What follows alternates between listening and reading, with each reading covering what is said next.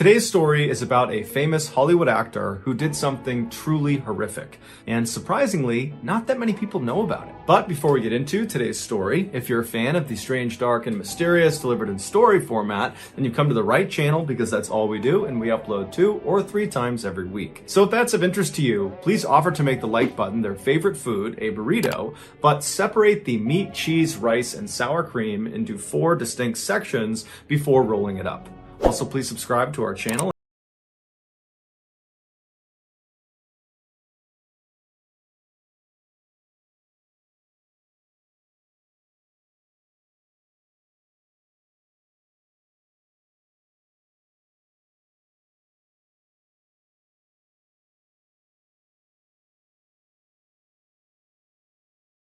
Fantastic true crime investigative journalist who wrote the article for the LA magazine called The Secret Life of Johnny Lewis. That article was used extensively in the making of today's video. So thank you, Billy. Johnny Lewis was only 7 years old when he landed his first acting role. Granted, it was only a bit part in an obscure escalator safety video, but it was a start. From there, Johnny appeared in dozens of commercials, including with Pizza Hut, before someone recognized this kid has real talent, and he earned appearances on the hit TV shows Seventh Heaven, Malcolm in the Middle, and Drake and Josh, which were really big in the late 90s and early 2000s. In 2001, when Johnny was 18 years old, he had made enough money from acting that he was able to leave his parents' home in North Los Angeles and move into a new home right in Hollywood with a bunch of other up-and-coming actors and actresses. By 2006, when Johnny was 23 years old, he was riding high. He had landed several more big TV roles, like a recurring role in the show The OC, which was very popular in the 2000s, and in 2006, he was dating the mega pop star Katy Perry. And although their romance was relatively short, apparently it was very intense because Katy would go on to write 2 songs that were apparently about Johnny. But Johnny's real rise to stardom occurred 2 years later in 2008 when he was cast as the character Half Sack on the critically acclaimed motorcycle drama Sons of Anarchy. While the show made him famous and fabulously wealthy, Johnny was growing concerned with the direction the show was taking. He felt like it was becoming too violent. Johnny liked reading poetry and studying philosophy and staying up late drinking tea and playing chess. He did not like acting out scenes of gratuitous violence. It just wasn't who he was. So after being on the show for 2 seasons very successfully, he was a very popular character. He went to the writers and said, "You gotta write me out of the script. I can't do this anymore." The writers were totally caught off guard and begged him to stay, but he had made up his mind, and so in 2009, his character was killed off. After leaving Sons of Anarchy, Johnny decided that he wasn't going to pursue any serious acting roles for the time being. Instead, he wanted to focus his time on writing his first novel, which was about this musical genius trying to make his way in the world. And so he started asking around to see if anybody he knew of a quiet place he could live and write out of. And his photographer said, "I think I know the place." It was called the Writer's Villa, and it was this beautiful house with 6 bedrooms for rent right outside of Hollywood. Over the years, it had become a sort of safe haven for up-and-coming actors and actresses still looking to land their big break. The reason it developed this reputation was because of the owner, Kathy Davis. She was this wonderful woman who really understood how difficult trying to break into Hollywood was for all these people that stayed at her house. And so she would look after them and make them food and offer them rides, and she would stay up late and listen to their frustrations and be a shoulder to cry on if they didn't get the part they wanted. Many of her tenants, who went on to be big Hollywood stars, would later attribute their success, at least in part, to the time they spent with Kathy at the villa, which they remembered as being therapeutic and soothing. Even though Johnny had already had his big break in the Sons of Anarchy, he loved the idea of living in such a peaceful place that seemed to cater to eccentric artists like himself. So in April of 2009, Johnny called Kathy and requested a room, and she said, "Absolutely, you can stay on the 2nd floor in the red suite." After moving in, Johnny would tell his friends that the writer's villa was just as amazing as he thought it was going to be. And Kathy specifically was just as wonderful as everyone said she was. He actually struck up a friendship with her almost immediately. Everything seemed to be going really well for Johnny in his life until a few months later, he found out his girlfriend, Diane, was pregnant. Although this totally screwed up his plans for his novel, Johnny was really excited about being a father, and so he decided to move out of the villa and in with Diane, who lived nearby, to help take care of their child. 9 months later, on April 6th, 2010, Diane gave birth to a healthy little girl named Culla May, and Johnny and Diane fell madly in love with her. But unfortunately, Johnny and Diane's love for each other faded quickly after becoming parents, and before long, Johnny had moved out and back in with his parents. Not long after that, Johnny and Diane became embroiled in this really vicious, long custody battle over Culla May, which ultimately Johnny lost, which was devastating for him. A few months later, in October of 2011, when Johnny was still living with his parents, he decided to take his motorcycle out and just go ride around and clear his head. And so he drove for about 2 hours to the west of LA out into the desert, where he lost control of his bike and he crashed. After getting to the hospital, his injuries were determined to be relatively minor, except they were concerned he might have a head injury. However, after testing negative for a concussion, he was said to be okay by doctors and he was sent home. But when he got home from the hospital, he was not okay. He was a totally different person. Johnny's father, Michael, immediately noticed the change in his son's behavior. He just started acting really weird and erratic, and his thoughts weren't always coherent, and he was really agitated all the time. It was just very obvious that something was off. And it made Michael wonder, perhaps my son did get a head injury from that motorcycle accident, and the doctors just missed it. And so Michael scheduled 2 separate MRIs for Johnny to go to, but for whatever reason, Johnny refused to go. Around this time, Johnny's friends began to notice his strange behavior when in December of that year, he was at an acting class and he began speaking in a vaguely British accent. And everybody in the class noticed it, and eventually someone said, "Hey, why are you doing that?" And Johnny was like, "What?" and just kind of shrugged it off and acted like he wasn't doing that. A few weeks later, on the morning of January 3rd, 2012, Johnny was at his parents' house and he was sitting in the kitchen while his mom was making omelets, and Johnny just kind of abruptly says, "I'm going to go out for a walk." So he gets up, he's only got his pajamas on, no shoes on. He walks out the door, and as he's walking down the road, he gets maybe 10 or 15 feet away from his parents' house when he hears someone screaming, like they're screaming in distress. And he thinks it's coming from the apartment that was right next to his parents' house. And so he breaks into the apartment, but there's no one in the apartment. It's totally vacant. And so as he's in this apartment, wondering what's going on, the 2 men that owned the apartment, they came home and they see Johnny standing there, and they told him he had to leave immediately. And instead of leaving immediately, Johnny grabbed a nearby glass bottle and he charged at them and hit them both over the head with the bottle before they managed to restrain him and hold him down until the police showed up. Johnny claimed he was acting in self-defense, but the police didn't believe him, and so they charged him with trespassing, burglary, and assault with a deadly weapon, and they sent him to jail. When Johnny's father was finally able to come to the jail and bail his son out, it had been 8 days, and in those 8 days, Johnny had been moved from general population to a psych ward because he was banging his head against the inside of his cell, and at one point he had tried to jump off of a balcony, and he was just generally acting unhinged. And so when he was discharged, on his paperwork, a doctor at the jail had commented that he thought Johnny at one point must have had some sort of head injury that had made him act this way, and he was definitely suicidal. When Johnny got back to his parents' house, he was an absolute wreck. Physically, he had 2 black eyes and his face was all puffed up from the confrontation he had with those 2 men in the apartment.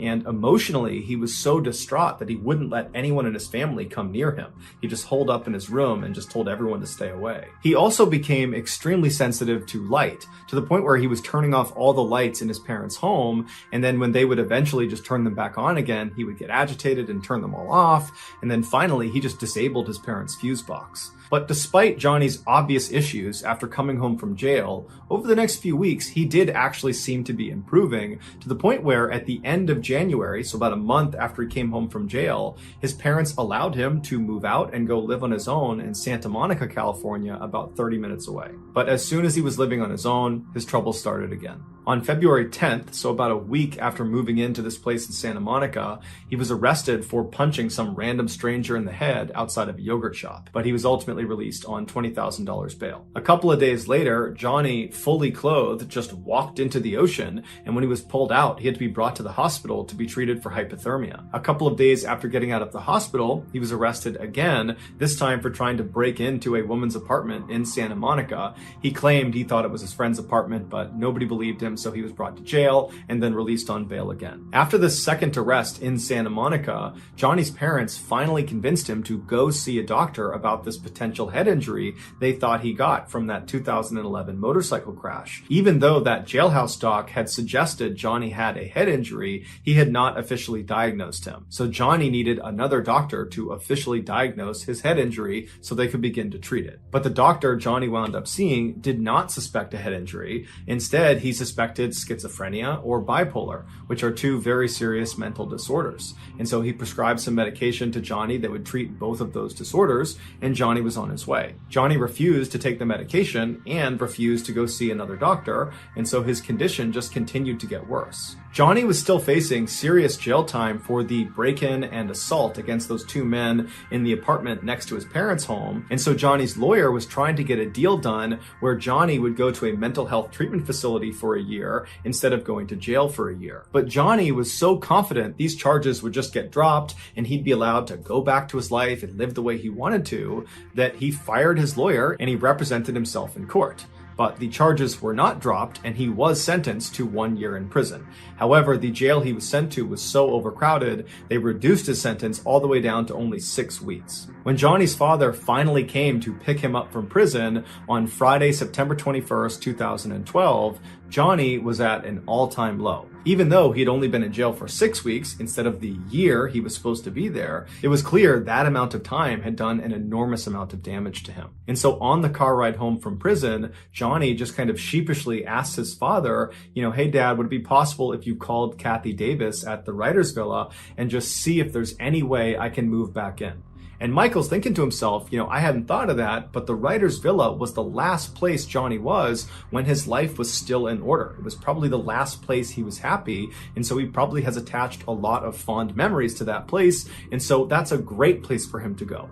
And so as soon as they got home, Michael called Kathy Davis and explained the situation and said, is there any way he can stay there? And she said, absolutely, the red suite is still available. I'll go up and make the bed right now. I can't wait to see him. Johnny stayed with his parents that weekend, and then on Monday, September 24th, he packed up his stuff and he moved back into the villa. 2 days later, a 70-year-old man named Dan Blackburn, who was actually neighbors to the writer's villa property, he was looking out his front window at this man who was standing out in the road. He only had on jeans and red shoes. He had no shirt on and he was very sweaty, and he was just kind of frantically pacing around the road, and he had never seen this guy before, and so he's just kind of poking out behind his curtain watching him to see what he's going to do next. And after about 15 minutes of this kind of strange pacing in the road, this guy turns and walks directly towards Dan's property, goes right up to the front step and starts knocking on the door. Dan was definitely a little bit concerned, but he shut the curtain, he walked over to the door, and he looks out the peephole, and there's this guy standing there with bright blue eyes that are all wide, and he's looking at the peephole as if he can see through and see Dan, but he can't. And so Dan reaches down and he opens the door just a little bit and he looks out, and the guy outside looks at him and goes, "Hi, I'm John. I'm your new neighbor." It would turn out John was Johnny Lewis. And so Dan opened the door a little bit farther and he looks at him and he goes, "Hi, John, nice to meet you." And before the two men could have any sort of conversation, Johnny just abruptly turned around and walked away. And so Dan is totally puzzled by this strange interaction he's just had with Johnny Lewis. And he's watching him as he just walks back to the road, he walks back over and goes inside the villa and disappears. And so Dan kind of shrugs it off, he shuts his door, locks it, and goes back to his morning routine. About 30 minutes later, Dan is doing his own thing in his house when he hears his wife outside screaming for him to come outside. And so Dan runs out the front door, he goes into his driveway, which is between his property and the writer's villa, and he sees his wife is standing on the driveway, horrified, pointing up towards the back of their house. He looks down, and back near their back deck, Johnny Lewis, is standing on top of the guy that Dan and his wife had hired that day to paint their back deck. Johnny is just raining blows down on this guy. He's got a piece of wood too that he's hitting him with, and the worker is sitting there trying to shield himself. There's blood all over him, and Dan instinctively just runs over to Johnny. Johnny's not seen Dan at this point. Dan gets right up to him and he grabs him by the shoulder and he tries pulling Johnny off. He's screaming at Johnny to stop, but Johnny just seems totally unfazed. He's just destroying this worker. And so finally, after Dan yanks on Johnny hard enough, Johnny jumps up, turns around, and levels Dan Dan square in the face. Dan falls to the ground, and when he looks up, Johnny is just standing over him, looking at him with no expression on his face. It's like he didn't know what he was going to do with Dan next, so he just stood there and stared at him. But Dan wasn't going to waste any time. He jumped up and he clocked Johnny square in the side of the head, but it had no effect on Johnny. He still just stared at Dan, completely expressionless. And so Dan grabbed a nearby lawn chair and practically broke it over the head of Johnny, but again, it had no effect on Johnny. He just stood there completely expressionless, staring at Dan. And so at this point, Dan just grabs the worker who can barely stand, and he runs back down the driveway. He grabs his wife, and they run towards the house to go inside. And the three of them manage to get inside the house, and as they're shutting the big, heavy door, Johnny comes bounding up and he gets right in front and he jams his arm in the space between the door and the wall. So they can't close the door because it's getting stuck on his arm. And so all three of the adults inside, Dan, his wife, and the painter, are putting all of their weight on this huge wooden door onto Johnny's arm. And Johnny is just trying to grab them the whole time. And so finally, the three of them start raising the door and slamming it as hard as they can on Johnny's arm. And finally, after several hard blows to his arm, Johnny retracted his arm and they were able to shut the door and lock it. And so at this point, Dan's wife and the painter ran around the house, closing every window, locking every door. Meanwhile, Dan went to the side window that looked out towards the writer's villa property, and he got his phone out and he called 911 as he's looking out the door looking for Johnny. And so after he tells 911 what's going on and he hangs up, Johnny suddenly just appears running down his driveway as if he's running back towards the back deck. But he stops almost right in front of Dan's window. He turns and he starts running towards the villa property. He jumps over a fence that's at least waist height, just jumps clear over it. And then he gets to this huge wooden fence that surrounded the entire villa property that was at least, 8, 9, 10 feet. And he very easily just jumps, grabs the top, and catapults himself right over the top and then disappeared inside of the villa. Within minutes, the police showed up and they went inside the villa and they could not believe what they found. Based on the evidence, this is what investigators believe happened. After Johnny, for the first time, walked up to Dan's property and awkwardly knocked on the door and said, "Hi, I'm John, I'm your new neighbor." After that, he turned around and Dan watched him as he left his property and made his way back and went inside the villa. Once Johnny got inside the villa, he made his way up to the second floor and he went into Kathy Davis's room where she was sitting. Now, Kathy most likely turned and saw Johnny standing in the doorway. He's got no shirt on, he's sweating, he looks totally crazed. She probably was not scared. Instead, her motherly instincts kicked in and she probably said, "Hey, are you okay? Can I help you? What's going on?" And as she probably stood up and made her way over to make sure he was okay, Johnny, for reasons no one understands, proceeded to beat and kick and strangle her. And then when she fell to the ground and was totally helpless, Johnny proceeded to either stomp on her skull repeatedly or he hit her over the head repeatedly with a rusty hammer that was later found in his bedroom. But no matter how Johnny did it, he managed to severely fracture her skull, and that's what ultimately killed her. After killing Kathy, Johnny tracked down her beloved cat and killed the cat the same way. Afterwards, Johnny ran out of the villa, and that's when he spotted Dan's house painter just sitting outside, and he walked over to him and just began beating him. And just like the attack on Kathy and her cat, this attack on this house painter appeared to have no motive as well. After Dan came outside and managed to fight Johnny off, and then when Dan went back inside the house with his wife and with the painter, Johnny stood outside for a few minutes before running down Dan's driveway and then hopping over those two fences right in front of Dan, and then Johnny disappeared inside of the villa.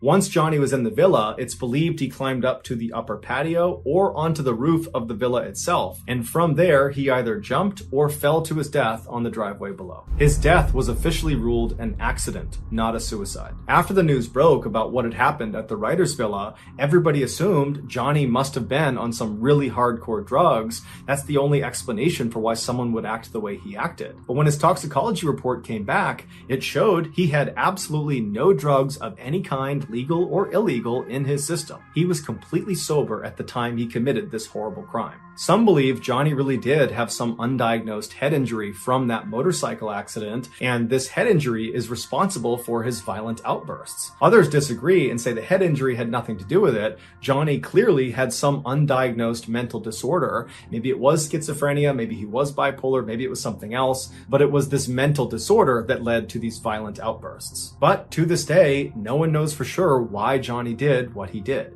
All we know is an innocent woman and her cat were needlessly killed. So that's going to do it, guys. If you found the secret in today's episode, let us know in the comments section what it is and where you found it. So give us the timestamp. And if you're the first to do that, we'll pin you at the top of the comments section.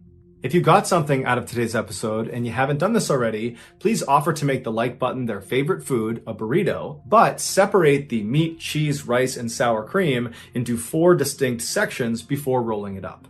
Also, please subscribe to our channel and turn on all notifications so you don't miss any of our weekly 2 or 3 video uploads. We are now selling merchandise like this flannel, like this hat, and there's a whole bunch of stuff. If you're interested in Mr. Ballin merch, go to shopmrballin.com. Also, follow our shop's Instagram page. The username is shopmrballin for upcoming deals and promotions. If you want to get in touch with me, you can direct message me on Instagram or on Twitter. My username for both platforms is the same. It's johnballin416. I also have a ton of content over on TikTok, where my username is Mr. Ballin. We also have a second YouTube channel called Mr. Ballin Shorts, where we post random short videos and lost episodes. If you have a story suggestion, please submit it to our subreddit just called Mr. Ballin. It's linked in the description below. So whether I see you on Instagram, Twitter, TikTok, Reddit, YouTube, or some combination, just know that I really appreciate your support. And until next time, that's going to do it. See ya.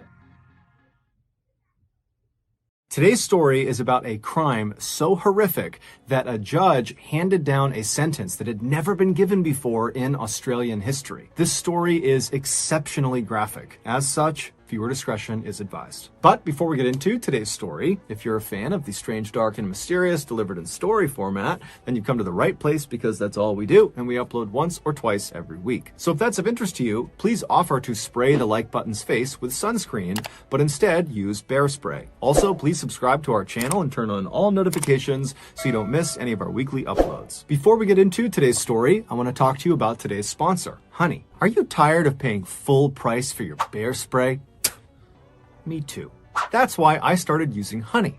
Honey, like bear spray, is one of those things that you don't realize you need until you have it. Then you're like, how did I ever live without this thing? Honey, which is completely free, automatically scours the internet for discount codes and coupons for nearly anything you happen to be shopping for online. It's genius. Use Honey, save money.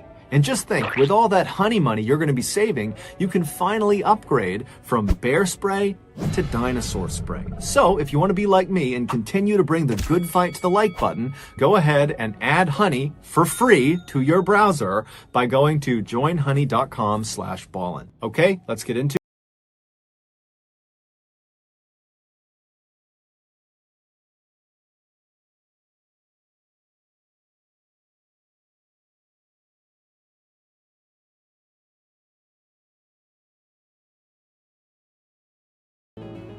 In 1955, Catherine Knight had the misfortune of being born into a highly dysfunctional and abusive household. Not only was she badly mistreated by her alcoholic parents and cruel older siblings, she was also scorned by the people who lived in the town with her simply because they didn't like her family. Catherine lived in a very small town in New South Wales, Australia, where basically everybody knew each other's business. But despite the abuse, Catherine always tried to focus on the future. She would tell herself that as much as my life is miserable right now, in the future I will have a family of my own and I will take care of them the way I wish my family had taken care of me. But when Catherine became a young woman and began dating men, all of her relationships would always crash and burn because inevitably she and her partner would become toxic and abusive and it would end the relationship. It was like Catherine both didn't know how to be a quality partner and didn't know how to identify a quality partner, likely because she didn't know what that looked like. She had been raised in this horrible household. But in 1995, when Catherine was 40 and really starting to feel desperate for someone to actually love and to love her back, she would meet a man named John Price, who was also 40, and he just seemed fundamentally different than every other man she had ever dated. He was empathetic to her troubled past, and he seemed to really care for her and really wanted to kind of take her under his wing and love her. And so immediately Catherine just fell head over heels in love with John, and in return it seemed very much like John had fallen head over heels in love with Catherine. That year, Catherine moved in to John's house where he lived with his 3 young daughters, who right away took a liking to her. And so for the first time, Catherine felt like her her life was really going the way she wanted it to go. But unfortunately, this would not last. Despite the seemingly perfect start to Catherine and John's relationship, it eventually began to sour when Catherine began to ask John if they were ever going to get married.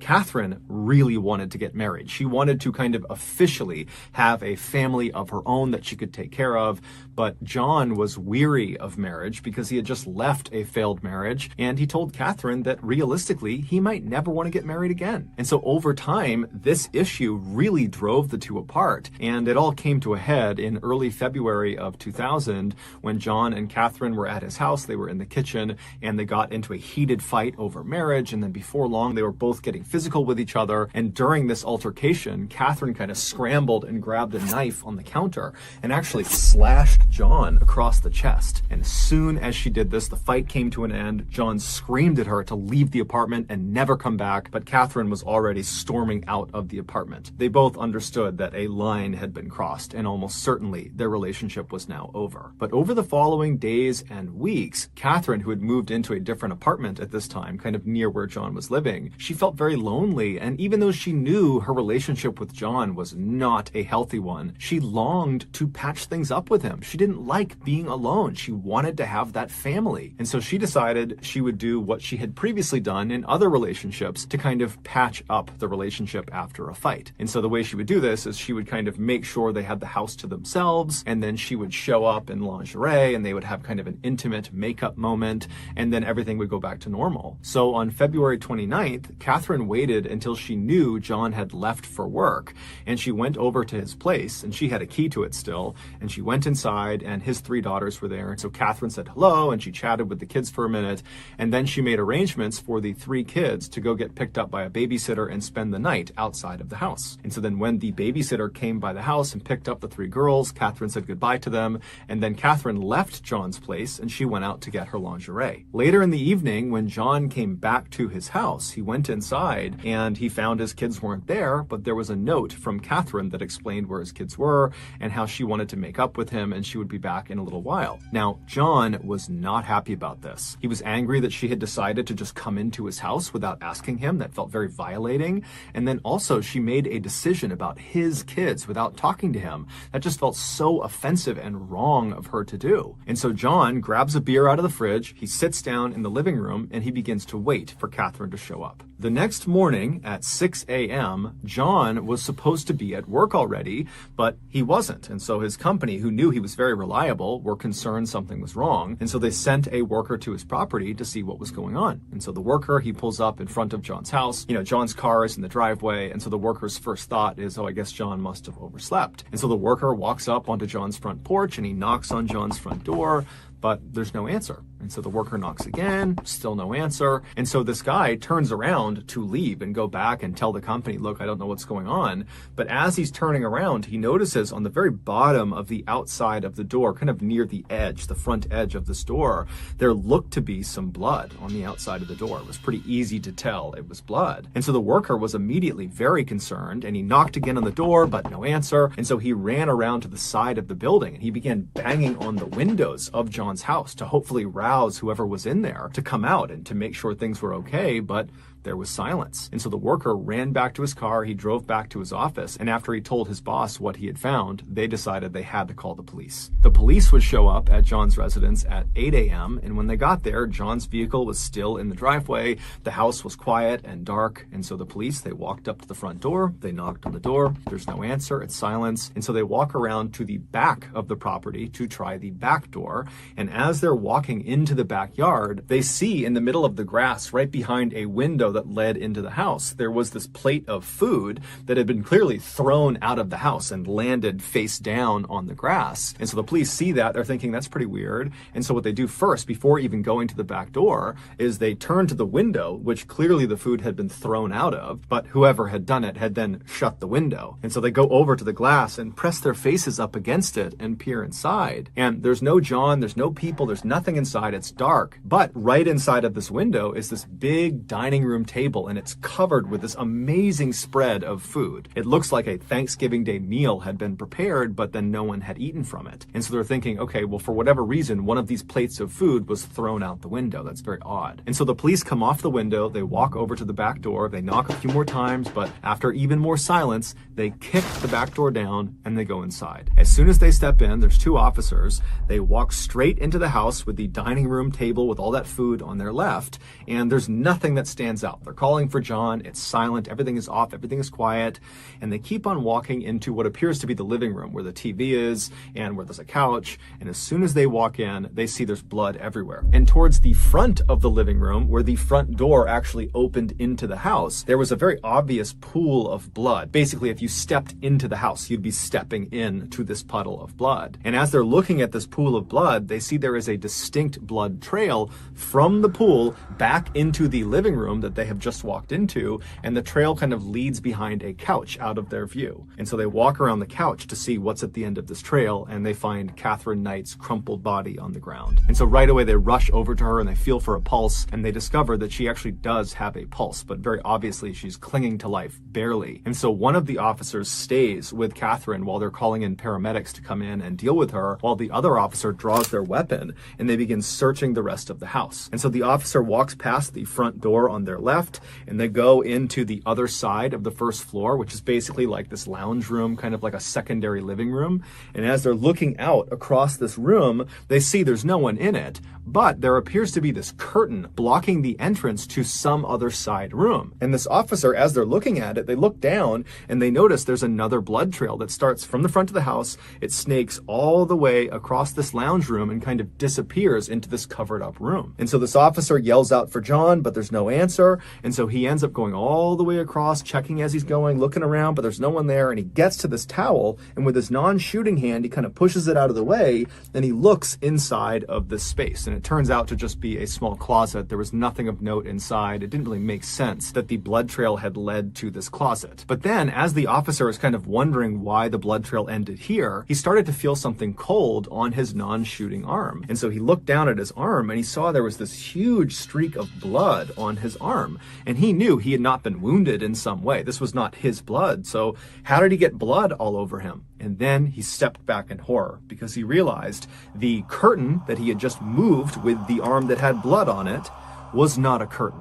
The night before, John sat in his living room waiting for Catherine to return, very angrily waiting for her to come back. But by 11 p.m., she hadn't. And John, he works super early in the morning. He's very tired. He decides to just go to bed. And so he climbs into bed. He falls asleep. And then about an hour or so later, Catherine would walk into the bedroom. She had her black lingerie on that she had bought earlier in the day. And even though John was furious with her and very upset with what she had done that day, seeing her like this suddenly made him think, you know what, all my issues with her can wait. And before long, they were getting intimate together in the bed, and then they fell asleep in each other's arms. Later in the night, Catherine would wake up. John's still fast asleep, so she's looking right at him, and she suddenly has this intense sense of disgust. She was convinced that he was taking advantage of her, that the reason he didn't want to marry her was he was just kind of using her. And this anger inside of her boiled up, and she decided right then and there that I need to teach this man a lesson he will never forget. And so Catherine very quietly slipped out of the bed. John's still sleeping. She snuck out of the bedroom. She made her way out of the house, and she got into her car, and she drove across town to the apartment she had been staying in for the past couple of weeks, and she grabbed her work tools. Catherine, where she worked full time, was a meat processing factory, and she worked on the kill floor with the animals that are being turned into meat. And so her skill set was butchering, and her tools were butcher's knives. And so she grabs her kit of butcher's knives and she drives back to John's place. She goes into the house, she makes her way into the kitchen, and she unrolls this kit full of different sized butcher knives, and she picks the one she wants, she pulls it out, she makes sure it's nice and sharp, and then she made her way into John's bedroom. When she got into his bedroom, John was still asleep. He was lying on his his back, covers up over him, fast asleep, and she climbed onto the bed, being very careful not to wake him. And then when she was straddling him kind of on her knees right over his midsection, she raised the knife up between her two hands and she brought it down into his chest. John immediately shot up, bucking Catherine off of him. She went flying onto the floor, and then instinctively, John just begins running out of his bedroom. He has no idea what's happening. He's been stabbed, but he probably can't even feel it. It's all adrenaline. He is just running through the house. But by the time he gets to the front of the house, the blood loss had caused him to be so weak he could barely stand. And so he managed to open the front door, but then he collapsed onto the ground halfway between the inside and outside of the house. And so laying there, he reached out with his bloody hand and he grabbed the edge of the door that was partially open and tried to pull himself out of the house. And that's how that bloody print was left on the outside of the door that the worker saw. And as he's trying to pull himself out of the house, Catherine, who had gotten up after being knocked off the bed, she ran to the front of the house and she grabbed his legs and she pulled him back into the house and then shut the door. And then once he was inside, she got on top of him and stabbed him an additional 36 times all over his body. And then she left him there to bleed to death. And so while he's dying, she goes into the kitchen and she puts on a large pot of water to boil. And then she began setting the plates all around the dining room table for a big family meal. After she was done setting the table, she went back over to John, who was now deceased at this point, and she dragged him all the way across that lounge room on the other side of the house that the officer walked through and then found that curtain. She dragged him all the way across that room to right in front of that closet, and then using her expert skills from working in the meat factory, she proceeded to skin John from his neck all the way down to his toe. And she was so good at it that she was able to skin him in one piece. And she took this skin suit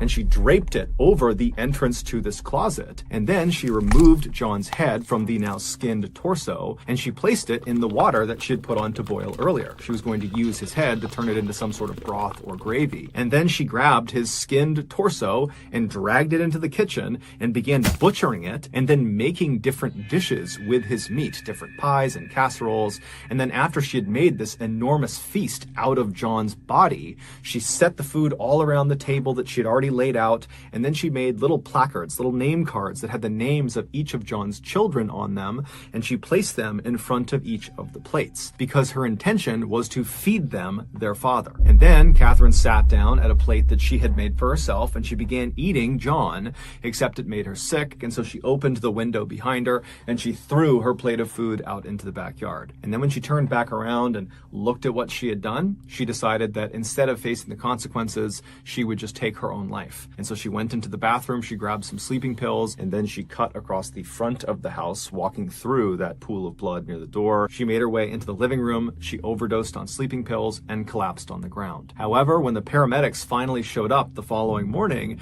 they were able to save her. And so once she stabilized in the hospital, she was promptly arrested for John's murder. She would ultimately be found guilty, however, she would never take any responsibility. And then during her sentencing phase, she was given life in prison, but the judge made a special clause just for her.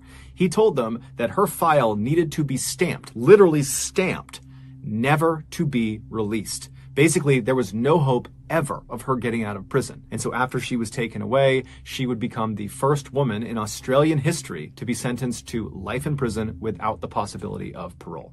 She is still alive today. So that's going to do it, guys. If you got something out of today's episode and you haven't done this already, please offer to spray the like button's face with sunscreen, but instead use bear spray. Also, please subscribe to our channel and turn on all notifications so you don't miss any of our weekly 1 or 2 video uploads. We now have a podcast that puts out weekly brand new content that you can only get on the podcast. It's called the MrBallen's Podcast, Strange, Dark, and Mysterious Stories, and it's available on Spotify, iTunes, Apple, Amazon, basically anywhere you get a podcast, that's where you'll find it. If you want to get in touch with me, please follow me and then message me on any major social media platform. My username for all of them is MrBallen, and I really do read the bulk of my direct messages. We also have a second YouTube channel just called MrBallen Shorts, where we post random short videos and lost episodes. We also have a Facebook page that puts out near daily content. It's just called MrBallen.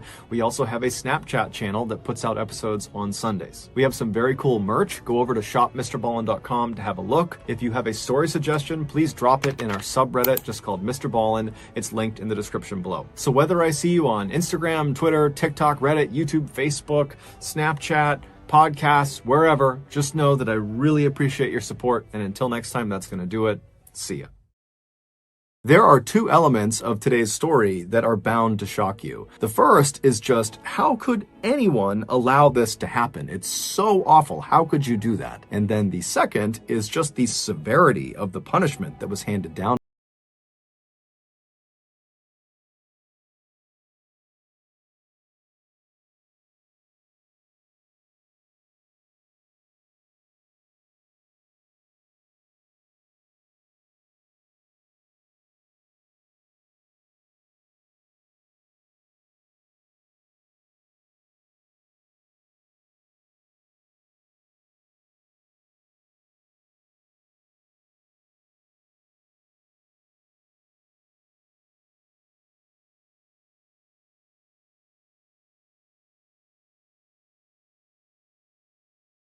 Player who was living in a homeless shelter in Fort Worth, Texas. He was also the father of one child. He had an 18-year-old son named Brandon who lived with Greg's ex-wife. Despite not living with his son while his son grew up, Greg had always made a point of spending lots of time with Brandon, and so over the years they had become quite close. But besides his son, Greg really struggled to build meaningful long-term relationships with other people.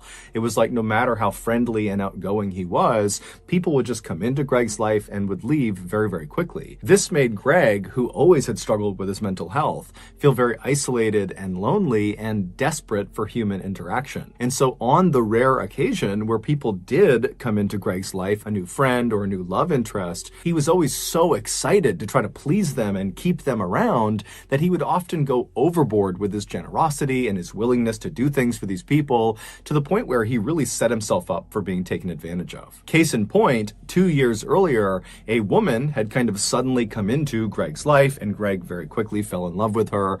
And early on in their relationship, this woman tells Greg that she's struggling financially. And without any hesitation, Greg started giving her all of his money. Now, Greg was not a wealthy man, not by a long shot. And so before long, he had literally given this woman all of his money, to the point where Greg could no longer make truck payments. He couldn't make house payments. And so his vehicle and his home were repossessed.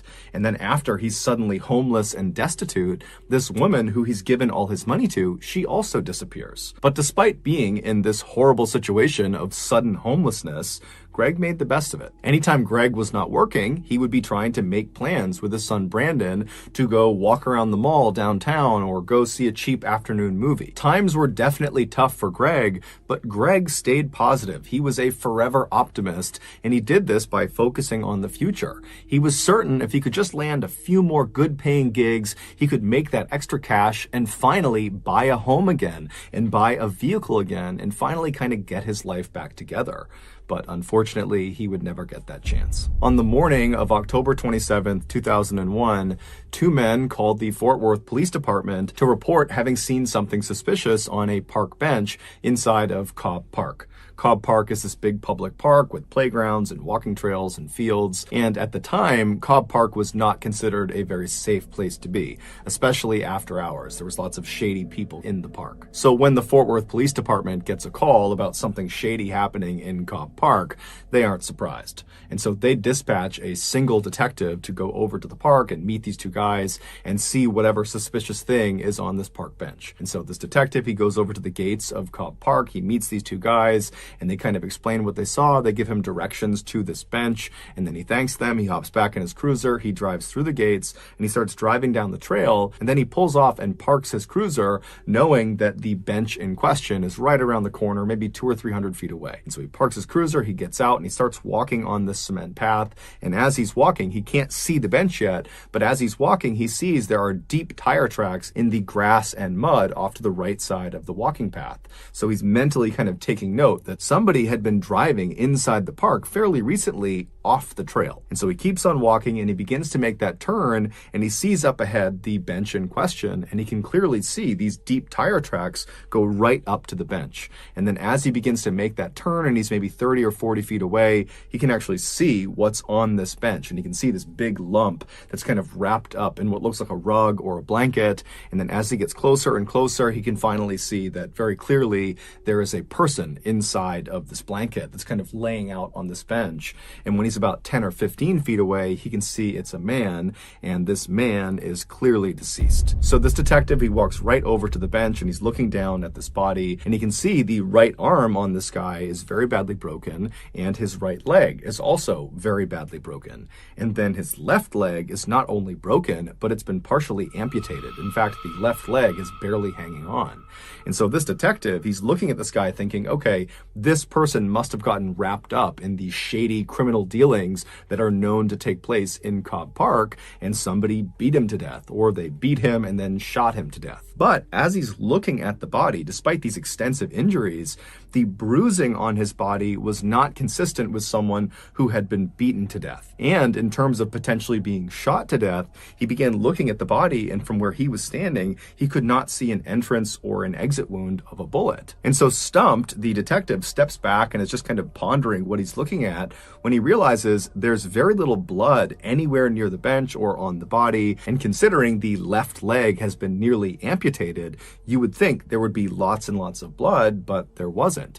And so that indicated to the detective that his injuries had to have been sustained elsewhere. And so this detective, he calls in backup, and more detectives show up, and they're all kind of looking at the scene, and the working theory became, okay, this guy got killed outside of the park. We don't know how he got killed. It looks like some sort of blunt force trauma, but somehow he gets killed outside of the park, and then his killers, they drive him into Cobb Park, which is why you have those deep tire tracks on the right side of the path, and they dump him on this bench. Later that day, the medical examiner would come out and positively identify the body as belonging to Greg Biggs. The same day that Greg was found, the police went out and began their investigation, and they started by interviewing people that had been in Cobb Park either that day or in recent days, and they also interviewed known criminals that they knew went into Cobb Park, and they reviewed CCTV footage both in the park and outside of the park. But no one knew anything about what happened to Greg, and the footage didn't show them anything interesting. And so very quickly, Greg's case began to languish, and no one knew what to make of it. Then, in February of 2002, so roughly 4 months after Greg was found, the Fort Worth Police Department received a phone call. It was from this young woman named Miranda Daniel, and she said, "I know what happened to the man in Cobb Park." And the story she would tell them at first was so hard to believe that the Fort Worth Police Department weren't sure if this was a prank or not. But when they followed up on her lead and they went to a very specific address that she had mentioned, they realized she was telling the truth. This is the unbelievable true story of what happened to Greg Biggs. On the evening of October 25th, 2001, so 36 hours before Greg was found in Cobb Park, 25-year-old nurse's assistant Shantae Mallard arrived at her friend's apartment in Fort Worth, Texas. Her friend was named Titalisi Rice. She went by T-Fry. Shantae was from a very loving and stable household in Fort Worth, Texas. Her parents had raised her to be kind to other people and to always work hard and to stay out of trouble, and by and large, Shantae acted accordingly. But in her late teens and early 20s, Shantae began to secretly rebel against her parents. On the surface, when she was around her parents and her family, she was the goody two-shoes that always followed the rules. But when she was away from her family, specifically when she was with T-Fry, she would let her wild, rebellious side out. The two friends had met in 1999 at a nursing home where they both worked as nursing assistants. T-Fry had just gotten out of this very toxic marriage, and so when she met Shantae, she was actively looking for someone to go out and party with and go be free and meet other new people. And Shantae, when she's meeting T-Fry, she didn't necessarily know she wanted to do those things, but being around T-Fry, it was like this whole other side of life was opened up to her, and suddenly all she wanted was to go cut loose with T-Fry. And so very quickly, these two women really connected over their mutual desire to go have fun at any cost. And before long, they were not only drinking and doing drugs and partying on the weekends, but they were also getting high before work, which meant they were treating patients high. So with that in mind, fast forward back to October 25th, and Shantae has just arrived at T. Fry's apartment. And so Shantae, she goes up to T. Fry's apartment, and the two start drinking some alcohol, and they start smoking some weed, and they split an ecstasy pill. Ecstasy is a big party drug. It's kind of like a cross between being a stimulant and a psychedelic. And so after these two women are fairly buzzed on these different substances and they're feeling ready to go, they leave T. Fry's apartment, they go down and they climb into Shantae's car. And Shantae drives the two of them to a local club called Joe's Big Bamboo. And so the plan was they were going to meet this guy named Cleet Jackson, who was Shantae's love interest. And the plan was they would hang out at the club with Cleet, and then at the end of the night, they would all leave, and Shantae and Cleet were going to spend the night together. And so Shantae and T. Fry, they arrive in the parking lot of Joe's Big Bamboo. They park their car, they get out, and they meet up with Cleet, who was outside of the club. And the trio kind of sneak off from the rest of the people trying to get into the club, and they smoke some more marijuana. And then the trio, they go into the club and they start having drinks, and they're partying and they're dancing, and they're having this great time. And then at some point in the night, Cleet kind of abandons Shantae and T. Fry, and he goes off with another woman he met that night in the club, and he would actually leave the club with this other woman, and he would vanish for the night. And so around 2 a.m., when the club is getting ready to close, Shantae realizes that Cleet, the guy she was going to go home with, he's gone now.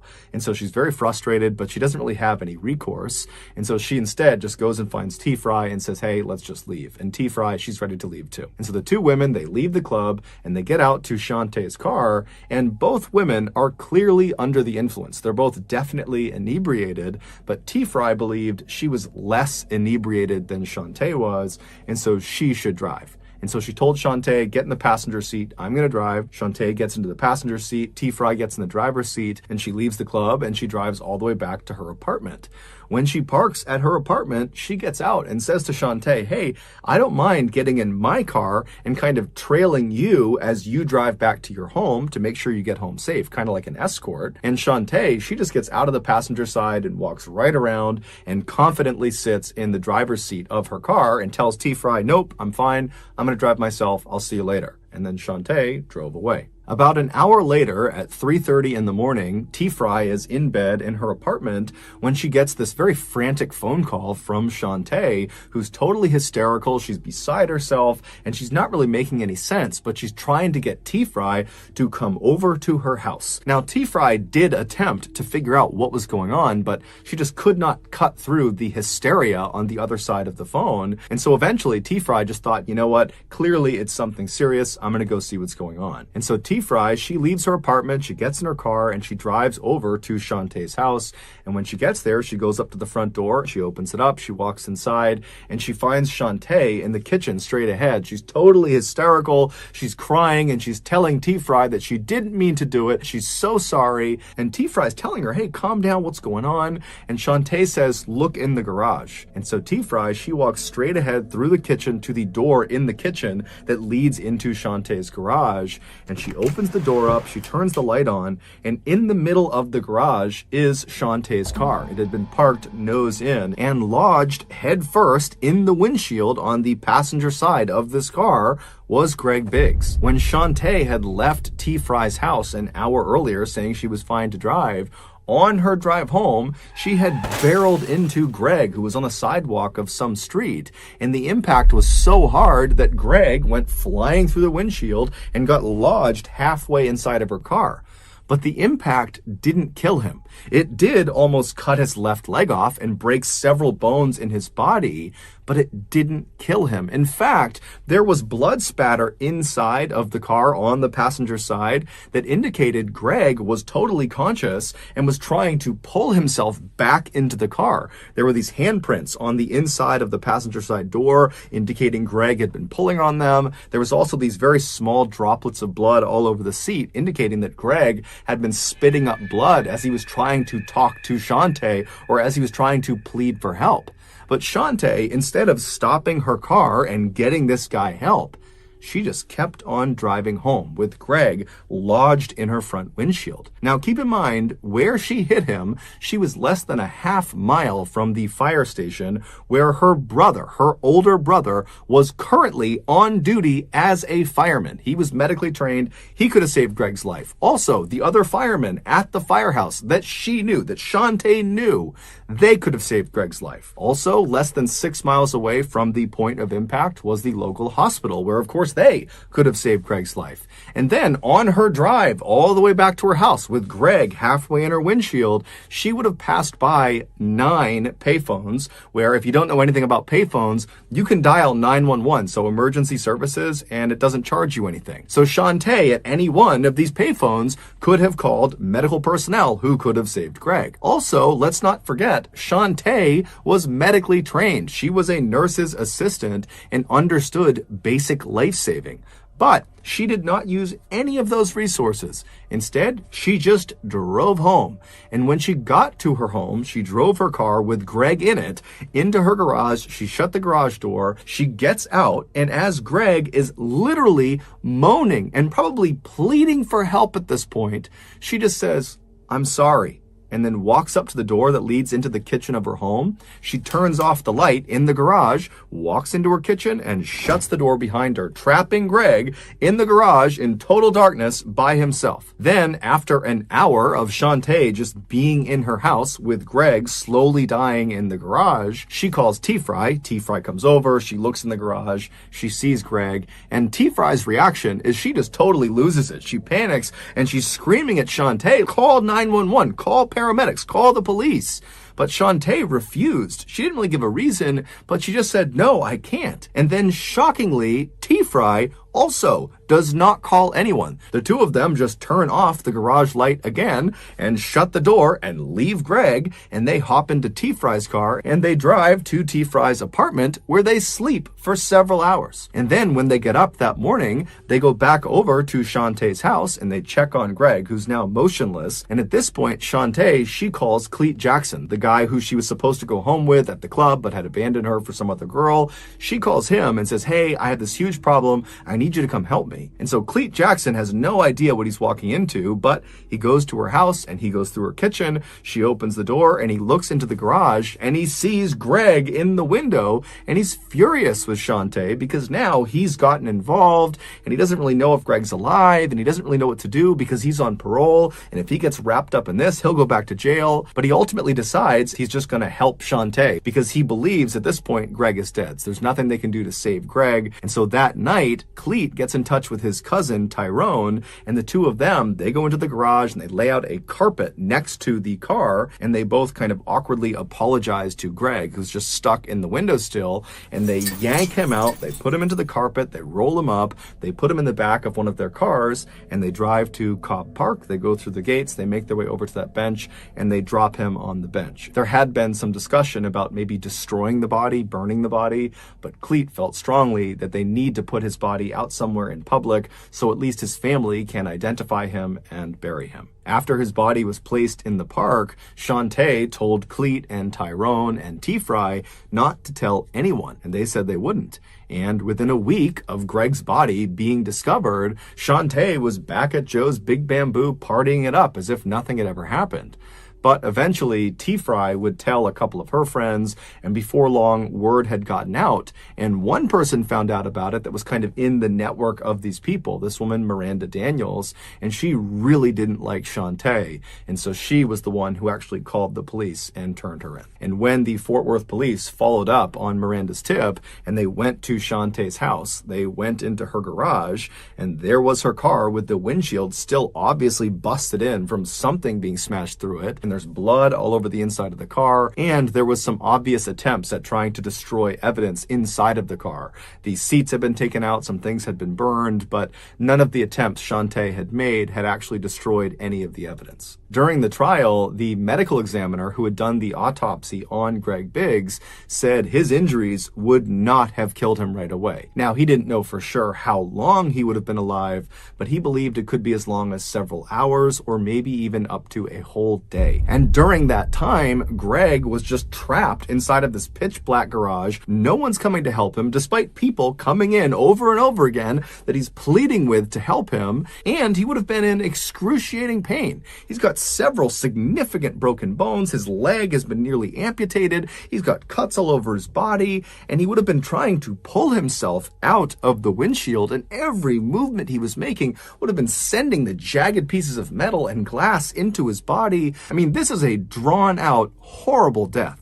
And during the trial, every single medical professional and every single law enforcement official said, had Shantae brought Greg to get medical attention at any point in the first couple of hours, just basic medical care, he would have lived. And so his death is entirely because of Shantae's absolute indifference. T-Fry would ultimately, in exchange for full immunity, testify against Shantae, and Shantae would ultimately be found guilty of murder of Greg Biggs, and she would be sentenced to 50 years in prison. She'll be eligible for parole in 2027. In cause number 03715-2D, styled State of Texas versus Shantae Juan Mallard. Verdict form is to count one. We, the jury, having found the defendant, Shantae Juan Mallard, guilty of the offense of murder, assess her punishment at confinement in the institutional division of the Texas Department of Criminal Justice for a period of 50 years. As for Cleet Jackson and his cousin Tyrone, they received 10 years and 9 years, respectively, for their role in the crime. During the victim impact statement portion of the trial, Brandon Biggs, Greg's son, he took the stand and he very eloquently told Shantae that he forgave her, and it seemed very genuine, and it moved Shantae to tears.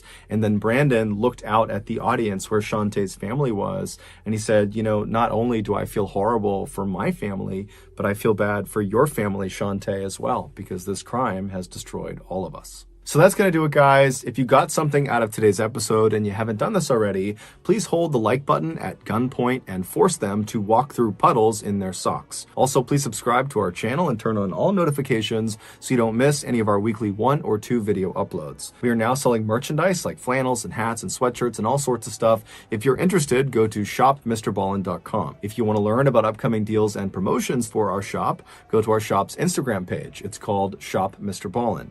If you want to get in touch with me, you can direct message me on Instagram or on Twitter. My username for both platforms is the same. It's just Mr. Ballen. I also have a ton of content over on TikTok where my username is also Mr. Ballen. We also have a second YouTube channel just called Mr. Ballen Shorts, where we post random short videos and lost episodes. We also have a Facebook page just called Mr. Ballen, where we post condensed versions of the longer episodes you see on YouTube. If you have a story suggestion, please submit it to our subreddit just called Mr. Ballen. It's linked in the description below. So whether I see you on Instagram, Twitter, TikTok, Reddit, YouTube, Facebook, or some combination, just know that I really appreciate your support. And until next time, that's going to do it. See ya. There are a few graphic and distressing details that are revealed at the end of this story. Viewer discretion is advised. But before we get into today's story, if you're a fan of the strange, dark, and mysterious delivered in story format, then you've come to the right place, because that's all we do, and we upload 3 or 4 times every week. So if that's of interest to you, please replace the like button's eye drops with Egyptian fox urine. Also, please subscribe to our channel and turn on all notifications so you don't miss any of our weekly uploads.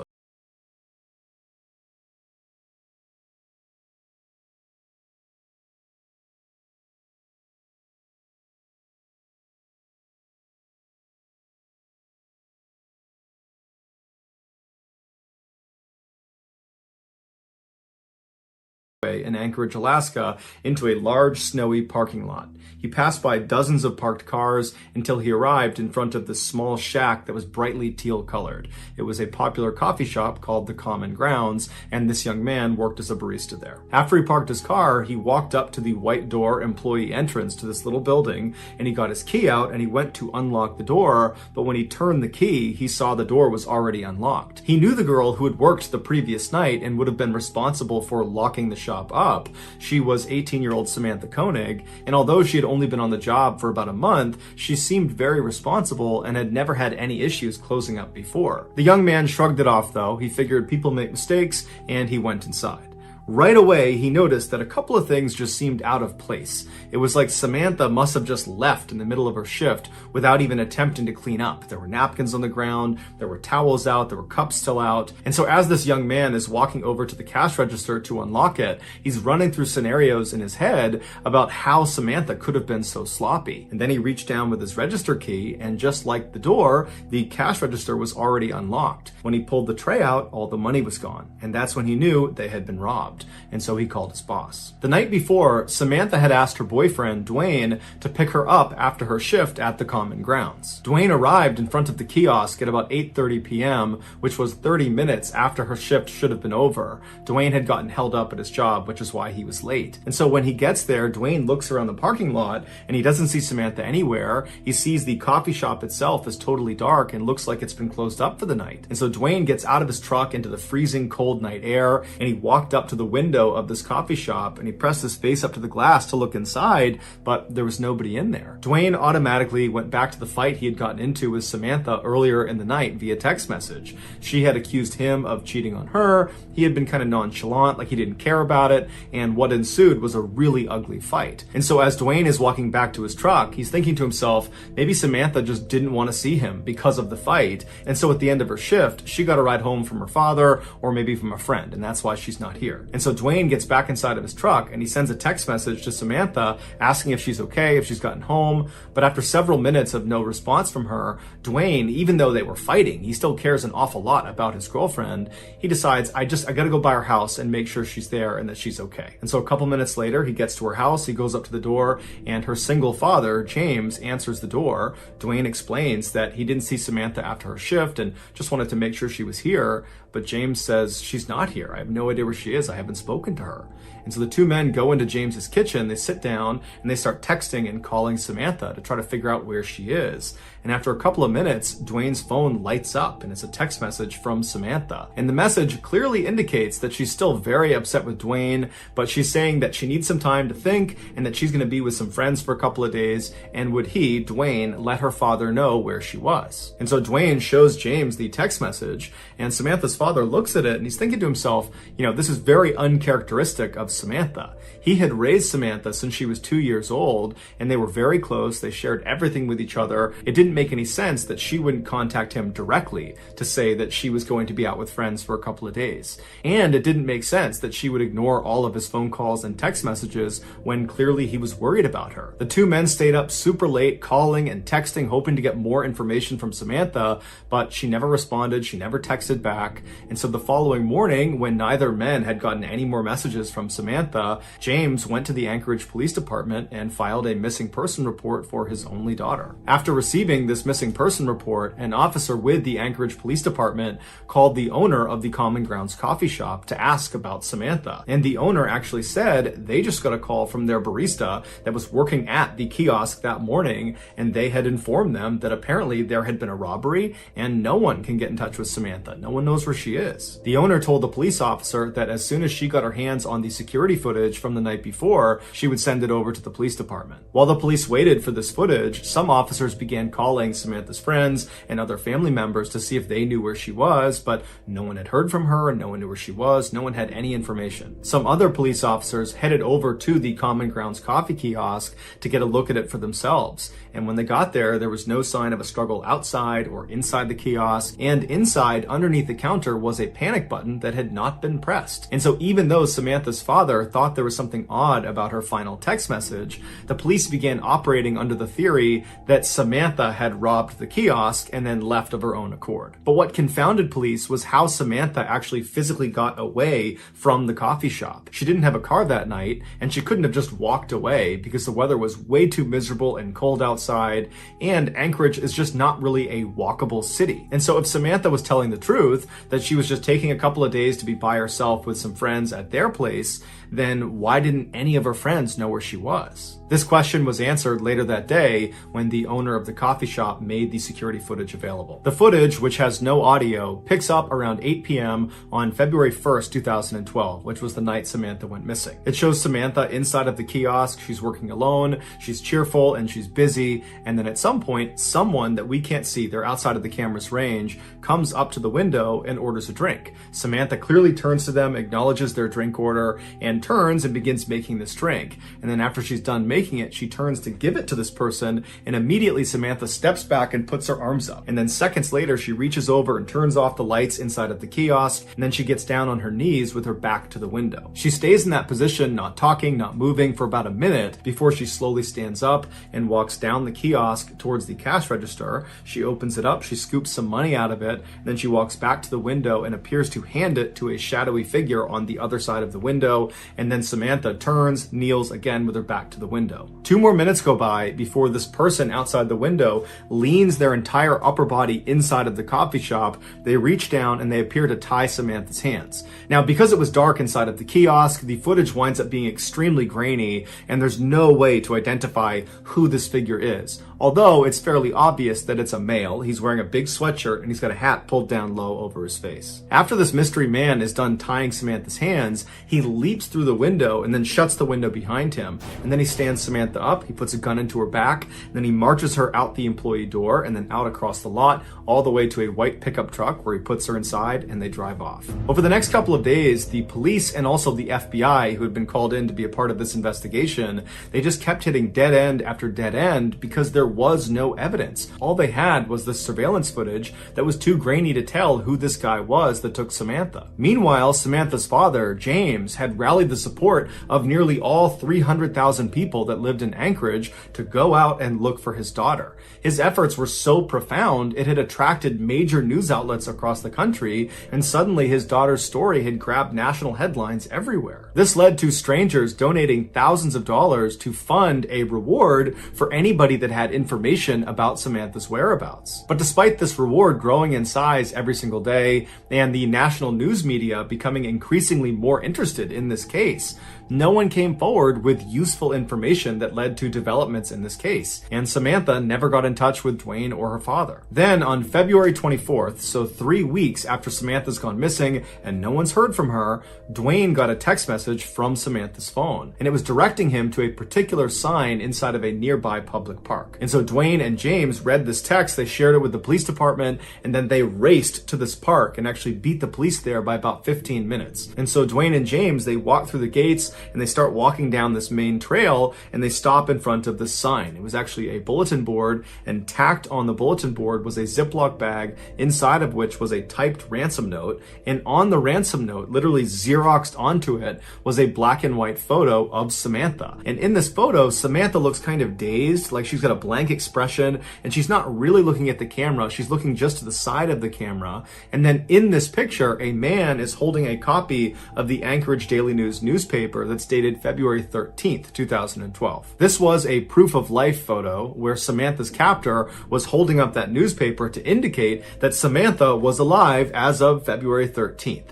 And so to everybody involved in this case, including Samantha's father, even though this is still not a good situation at all, it was kind of a relief to know that at least as of last week, Samantha was alive. As for the demands of this ransom note, James was told to deposit $30,000 into his daughter's account immediately, and if he did that, she would be released 6 months later. As advised by the FBI, James deposited a portion of the ransom money into his daughter's account, and then the FBI just waited and watched, because they knew if anyone tried to withdraw money from that account, they could track where the card was. A few days later, 3 separate withdrawals were made within Anchorage, but each time the FBI got a notification about one of these withdrawals, they would rush to the scene, and whoever it was that had tried to make this withdrawal was long gone. When they pulled the security footage from these 3 different ATMs, the person that was making these withdrawals was a man wearing a ski mask and big sunglasses, so they had no way to identify him. After these withdrawals, the account went silent for over a week,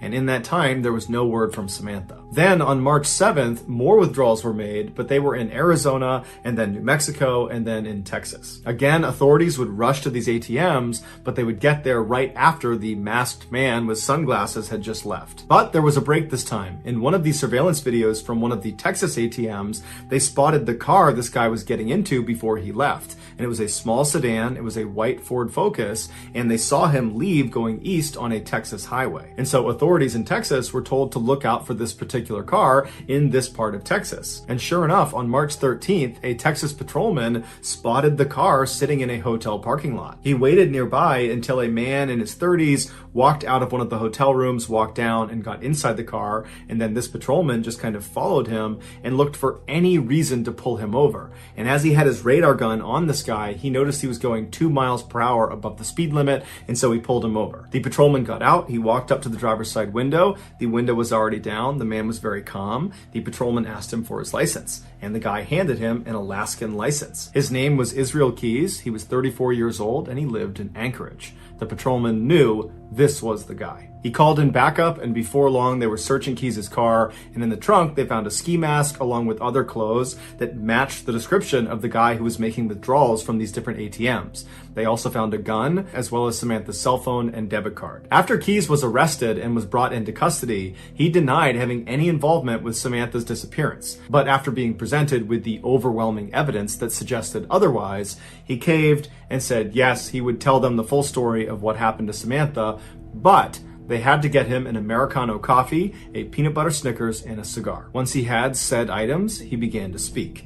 And what he said was so disturbing and so graphic, the FBI still has not released the full transcript of his confession. Here is the version of events based on what was made public. On February 1st, 2012, Keys decided he was going to rob the Common Grounds coffee kiosk. He walked up to the window expecting there to be some teenager working inside, and he was right. It was Samantha. He asked her for an Americano, and while she turned to make his drink, suddenly his plan changed. Not only was he going to steal money from inside of this coffee shop, he decided he was going to steal Samantha from this coffee shop. When she turned back with his drink and handed it to him, he discreetly pulled his gun out and aimed it at her and told her this was a robbery.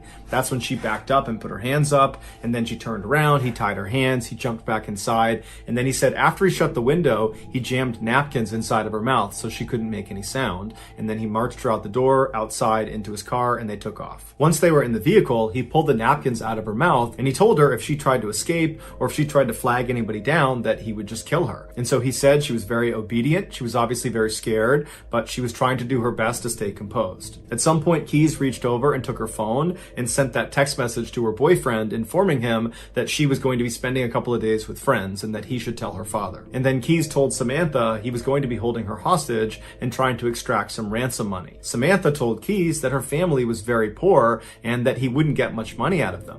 To which Keys said, "Don't worry about it, I know they'll raise money and they'll come up with it somehow." Then they drove around Anchorage for several hours, periodically stopping so Samantha could get out and relieve herself, other times so Keys could smoke a cigar. Then around midnight, Keys made his way back to his house and he pulled into the driveway and he turned to Samantha and he had her go in the back seat and lie down, and he put some tarps over her and he told her if she tried to escape, he would kill her. And then Keys got out and he walked inside of his house where his 10-year-old daughter and his girlfriend were fast asleep.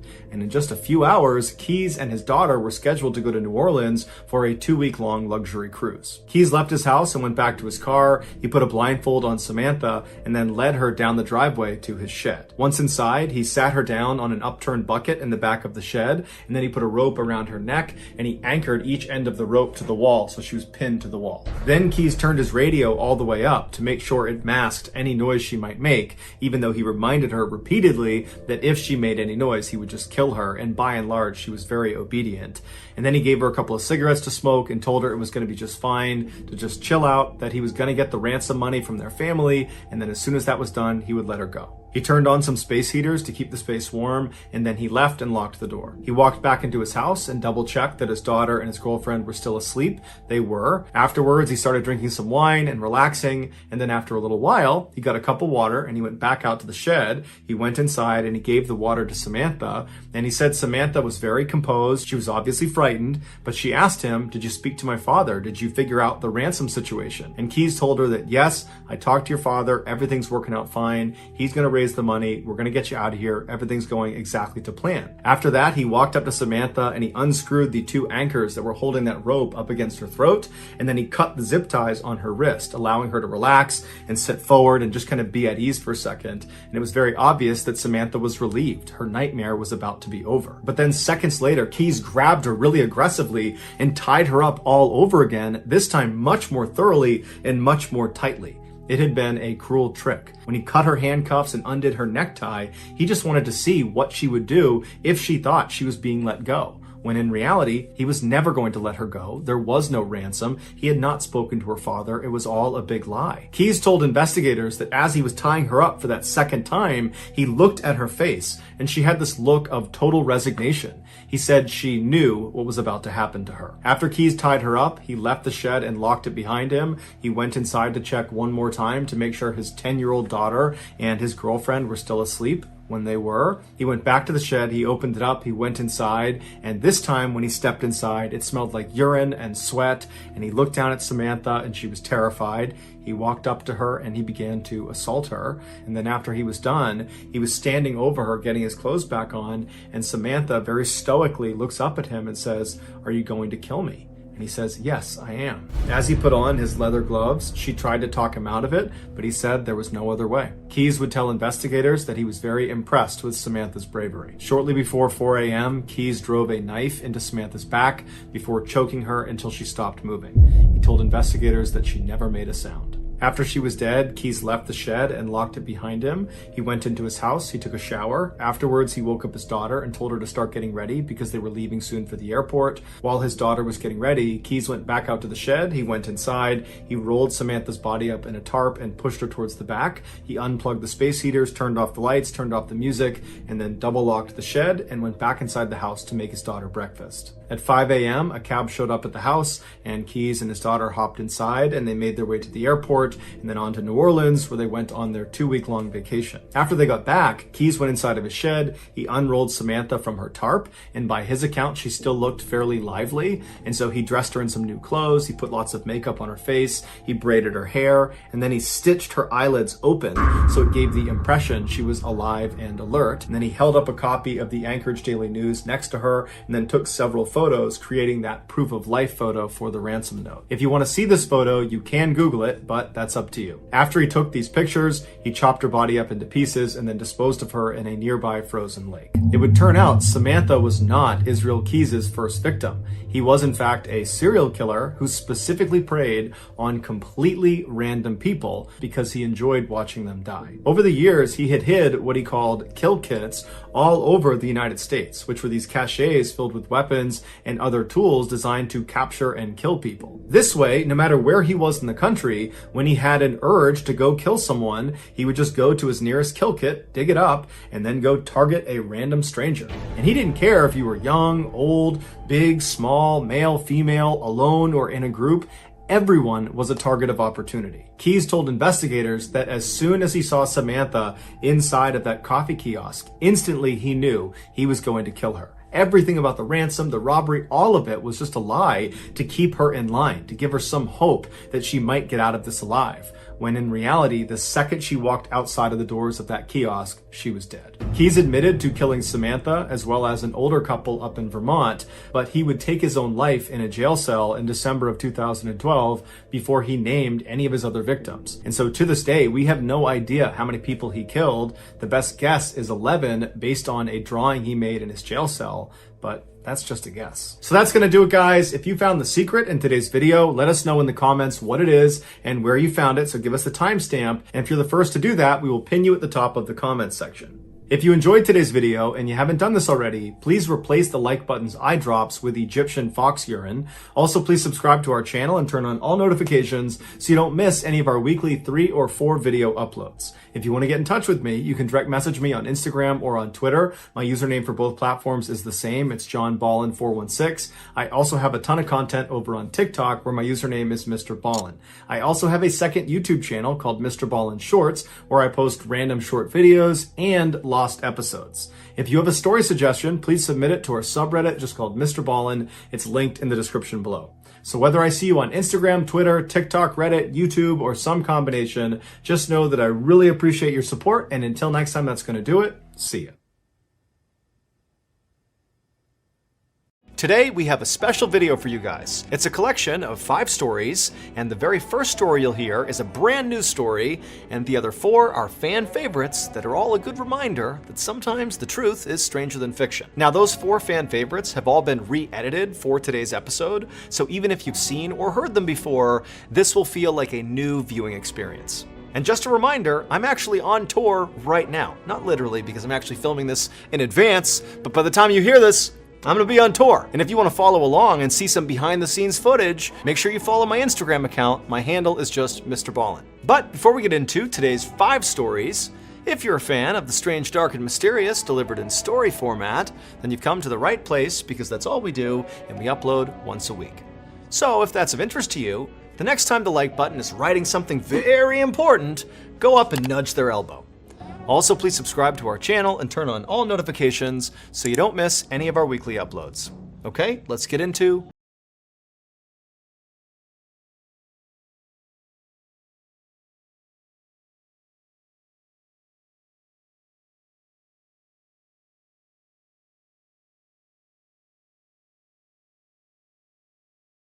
February 13th, 2002, a 42-year-old man named Ronald Huff walked in the door of his studio apartment in the city of Newark, Delaware. He had just come back from visiting his grandmother, and now he was feeling really sick. Inside of his apartment, it was blazing hot, but that was by design. That's how he kept the temperature. Ronald took off his coat and threw it over one of the many handmade wooden cages that were strewn about his living room. Then he dragged himself over to his house phone, picked it up, and he called the auto dealership where he worked. When the office manager answered, Ronald told her that he would not be able to come into work the following day because he was feeling so unwell. He hung up the phone and then leaned on the counter for a second, feeling lightheaded. Then suddenly, from behind him, he heard a hiss. Right away, Ronald turned around and walked over to his fridge, and instinctively, he reached out his right hand to open the door. But as soon as he grabbed the handle and squeezed, he felt a shot of pain in his right hand. He had forgotten that his right hand was all bandaged up because it was injured. And so grimacing, Ronald reached out with his left hand and he opened up the fridge that way. Then, after shutting the fridge, he walked over to the kitchen counter and he reached into a jar and he pulled out a whole fistful of live cockroaches. They were about 2 inches long each and they wriggled around inside of his hand. He threw the cockroaches onto the ground and then watched as they scattered. Now that Ronald's chores were finished, he decided he would just go lay down because again, he's feeling horrible. But as he walked across the kitchen towards his bedroom, that dizziness he was feeling earlier came back. And suddenly it was like the whole world was spinning around him and he could barely stay on his feet. He kept trying to walk towards his bedroom, but he just couldn't do it. And eventually he stumbled and began to fall. Ronald lurched sideways and blindly stumbled to the right, trying to catch himself. And the first thing he touched with his outstretched arm was the door to his apartment. And so he grabbed it and he tried to stay on his feet, but he couldn't. And so he turned his body around and pressed his back up against the door to steady himself. But he was just so woozy and weak that eventually he just kind of slouched down to the ground, back against the door, feet out in front of him. Slowly, he let his eyes close. As Ronald passed out, all he could hear were the sounds of roaches scurrying and chicken bones crunching. 3 days later, Ronald's neighbor heard the crackle of police walkie-talkies out in the hallway.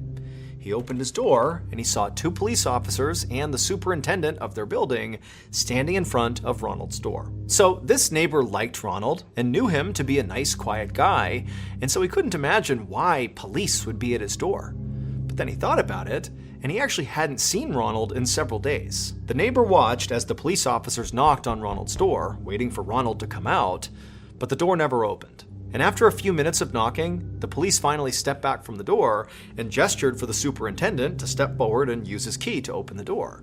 And then after the superintendent had done that, the neighbor watched as the police officers tried to open the door, but couldn't. It was like there was something really heavy blocking the door from opening. Finally, both police officers leaned hard enough on the door that they got it to open up just a little bit. The neighbor watched as the officers stuck their heads into the apartment and then jumped back with their hands on their guns. Then one of the cops grabbed their radio and began frantically talking into it, and then the neighbor watched as the officers and the superintendent quickly walked down the hallway out of sight, leaving Ronald's apartment door partially open. And as the neighbor heard the sound of sirens wailing outside, he took a cautious step into the hallway and realized he could actually see into Ronald's apartment through the open door.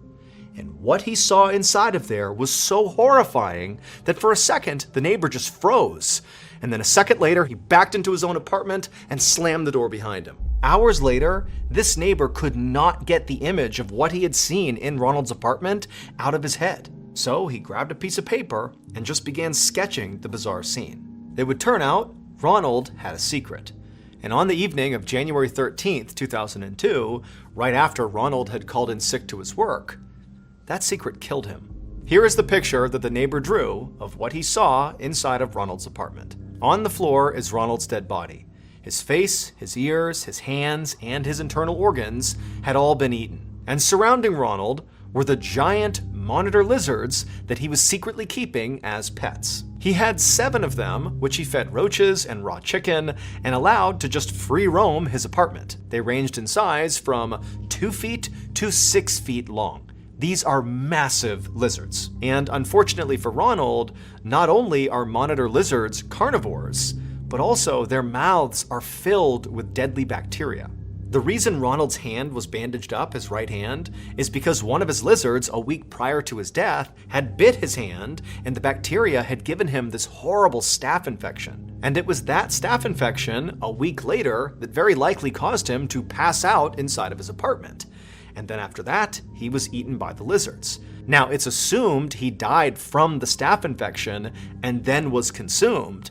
However, the autopsy couldn't prove that, and so it is possible he may have been still alive when they began to eat him. After Robert's death, his lizards were taken from his apartment and placed in the Catoctin Wildlife Preserve and Zoo in Thurmont, Maryland.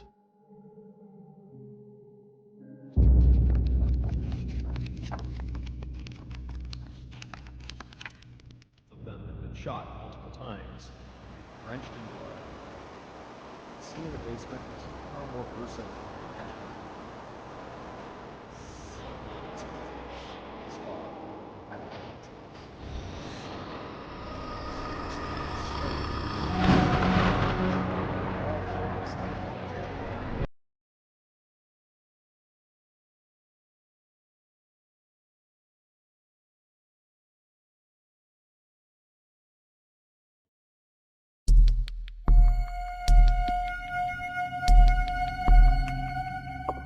From the time Gareth Williams was a young boy, his parents knew he was extremely gifted. When he was just 17 years old, he achieved a first-class honors mathematics degree from a university in his hometown of Wales. A couple of years after that, he had his PhD from the University of Manchester in England. And after that, he was accepted into a postgraduate course at one of the most prestigious universities in the world, Cambridge. But he wouldn't finish that degree because his incredible academic achievements had got the attention of Britain's intelligence agencies, and they began recruiting him. In 2001, when Gareth was 23, Britain's communication headquarters, commonly known as GCHQ, which is one of Britain's main intelligence agencies, offered him a job as a codebreaker. He eagerly accepted the job, dropped out of Cambridge, and then moved into a modest apartment in Cheltenham, which is the resort town about 88 miles away from London, where GCHQ is located. And there he would live and work for the next 10 years. Despite being an intensely private and shy person, Gareth was a highly valued team player whose genius in mathematics and technology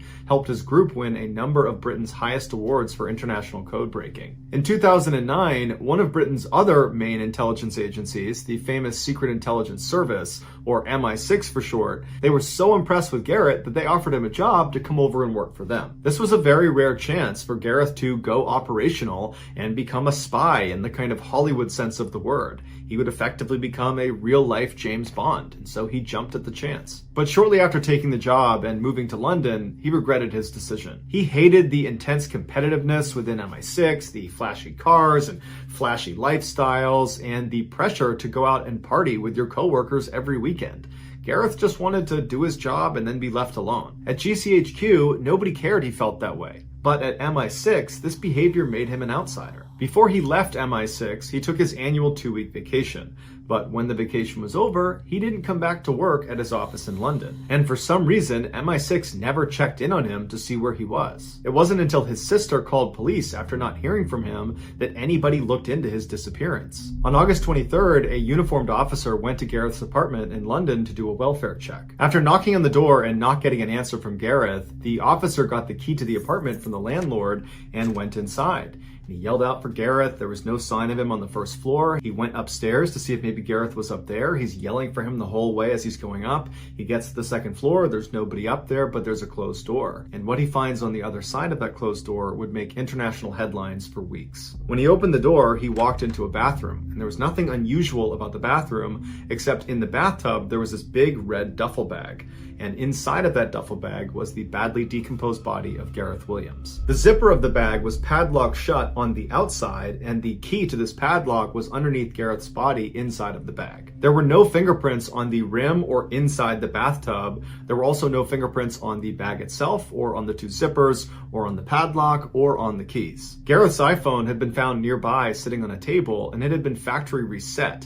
And later, investigators would determine it had been reset on August 15th, which was the last day Gareth was seen on CCTV footage, and it was also the day that they believe he died. According to the coroner, Gareth's body had no injuries on it. There was no sign of a struggle, and his toxicology report showed that he had no drugs or alcohol in his system. The thermostat inside of Gareth's apartment was jacked way up, so it was very hot inside of his apartment, despite the fact it was summer, and it was the height of the summer in August. But regardless, the excessive heat in his apartment sped up the decomposition process and made it impossible to precisely determine a cause of death. Despite a lengthy investigation by police, there was never a conclusive determination as to what exactly happened to Gareth, although there are many theories. Some say the Russian mafia killed him because right before he died, he had been focusing on money laundering in Britain that was tied to the Russian mafia, which would have made him a target. Another theory is MI6 had something to do with Gareth's death, which is why they were not so eager to go looking for him when he didn't come back from his vacation. In fact, one former MI6 agent has come out and said he believes there was a cover-up.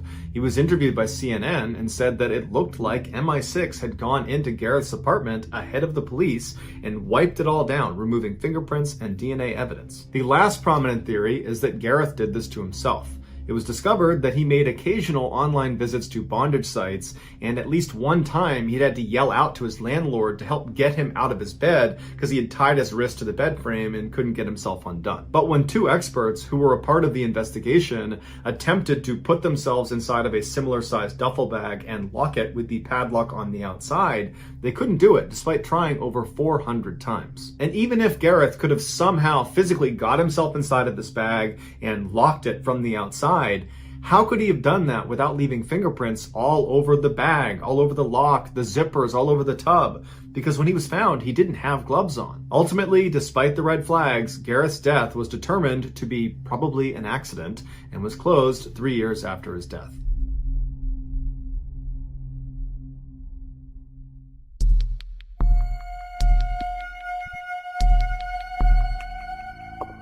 Growing up, Pauline Dakin always suspected that there was just something off about her family, and years later, she would find out she was right. In 1970, when she was 5 years old, her parents, Ruth and Warren, separated, and to Pauline, it wasn't that much of a shock because her father, Warren, was a heavy drinker and he was extremely violent. But after they separated and Pauline, her mother, and brother had moved into another house on the other side of Vancouver, Canada, Pauline noticed her mom started to act really anxious all the time, but she never knew why. When Pauline was 9, her mother told her and her brother that they were going to go on a vacation to Winnipeg, which is 1,000 miles away from Vancouver. And so they loaded up the van, they hopped in, and they drove all the way to Winnipeg. And when they got out, they went inside their new vacation home, and Ruth informed her children that they were actually never going back to Vancouver. And when Pauline and her brother said, "Why? Dad's still back in Vancouver. I want to see Dad." But Pauline said, "Sorry kids, this is the way it has to be, and when you're old enough, I'll explain everything." Confused and sad, Pauline and her brother began starting a new life in Winnipeg.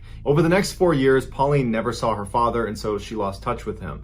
But she started making a couple close friends in Winnipeg, and she was starting to feel like this was home. But right as she was starting to feel normal, her mother told her and her brother that they needed to move right now all over again. This time they were going to go all the way to New Brunswick, the far east side of Canada. Their mother made them swear they would tell no one about this move. But later that day, when Pauline was with her best friend Wendy, she let it slip that she was moving, and so when Ruth came to pick Pauline up from Wendy's house, the two girls had to effect these sort of breezy goodbyes to each other so that Pauline's mother wouldn't suspect anything. Once in New Brunswick, the family did put down roots and they stayed there for many years, but Pauline's mother still was just incredibly anxious and paranoid about something.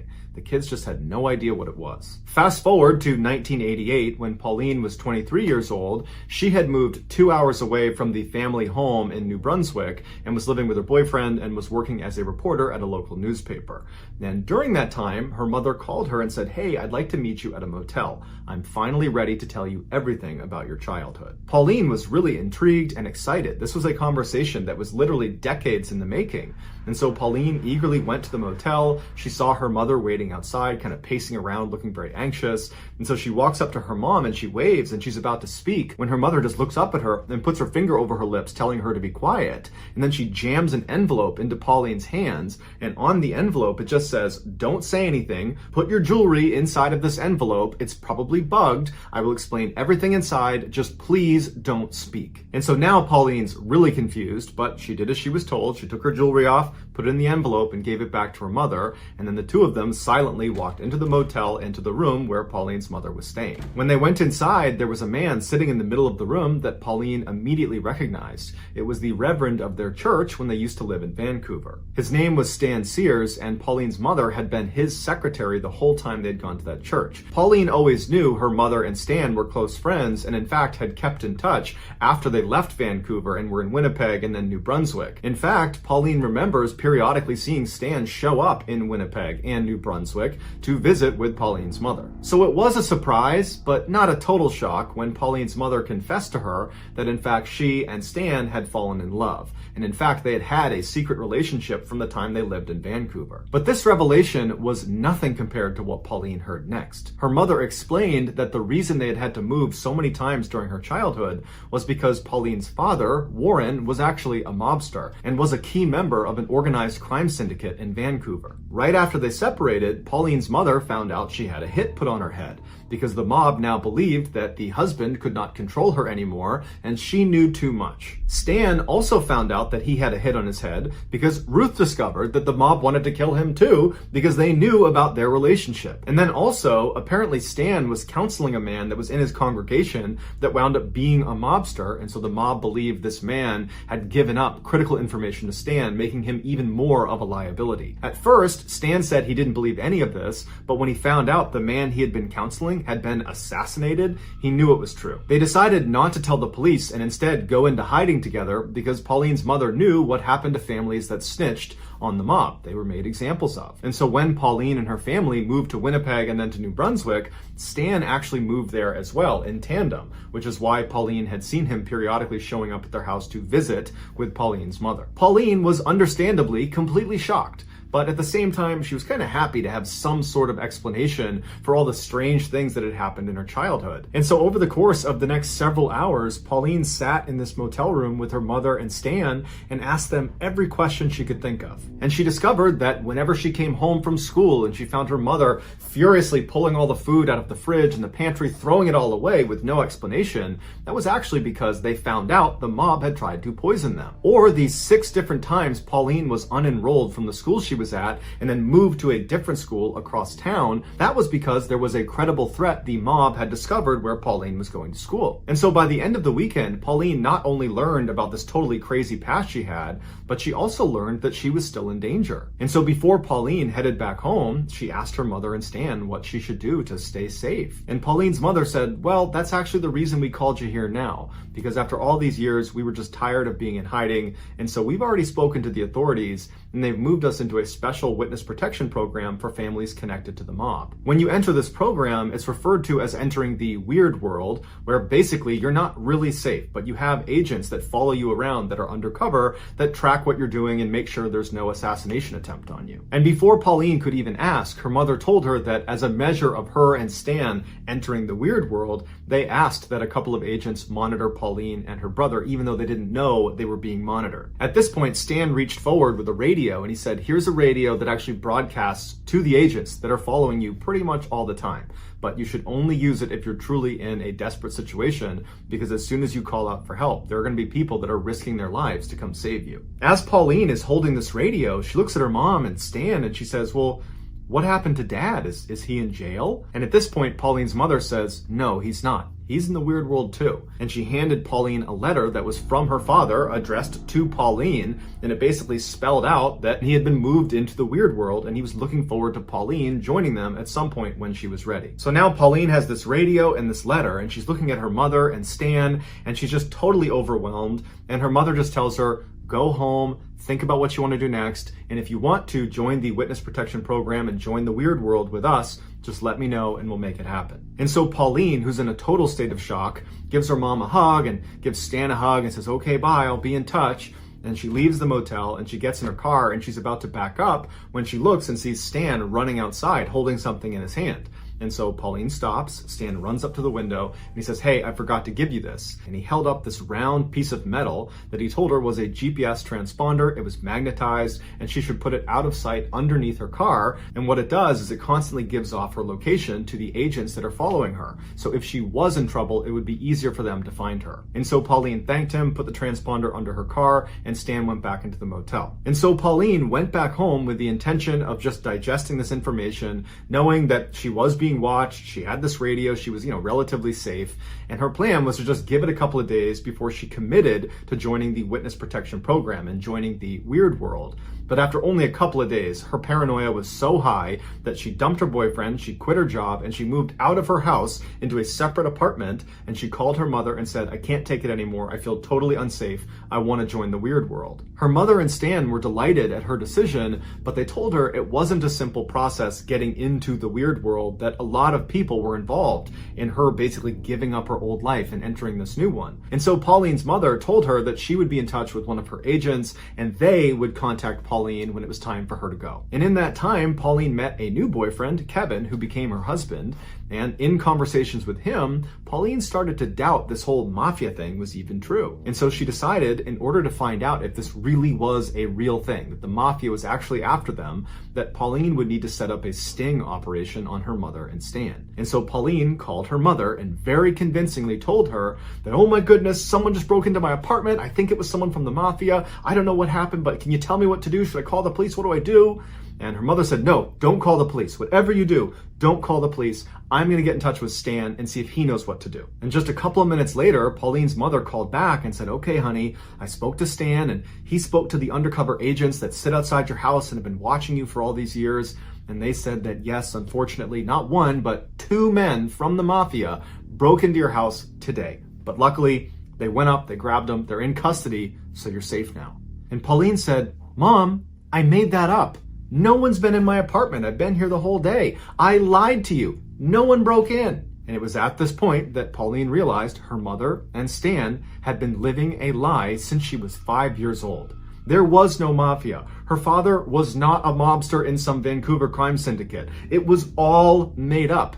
It would turn out Stan was suffering from something called delusion syndrome, where totally normal people that are totally lucid and have normal lives have one distinct delusion. And sometimes that delusion is not a big deal. But sometimes it is, like they believe the mafia is after them. And during his relationship with Pauline's mother, he passed on his delusion to her through something called folie à deux, which translates to madness for two, which is shared delusion syndrome, where someone who's delusional, who's a dominant personality, can pass that on to a subordinate personality. After confronting her mother and then also confronting Stan at a later date, neither of them said, "This is a lie, you're right, you caught us," because they believed it, and they took to their graves the belief that the mafia was after them. Their biggest concern after Pauline said this isn't true was not that they had been exposed as potential frauds. It was that, oh no, Pauline's going to expose herself to the mafia because she's not using her GPS transponder or her radio or living in the weird world with us. She's going to get assassinated by the mafia. And so even though Pauline never got an apology from her mother or got to really talk about the insanity of this whole situation, because again, her mother and Stan took to the graves the belief that the mafia was in fact after them, Pauline ultimately made peace with the situation by writing a best-selling memoir called Run, Hide, Repeat. It is linked in the description below. Check it out.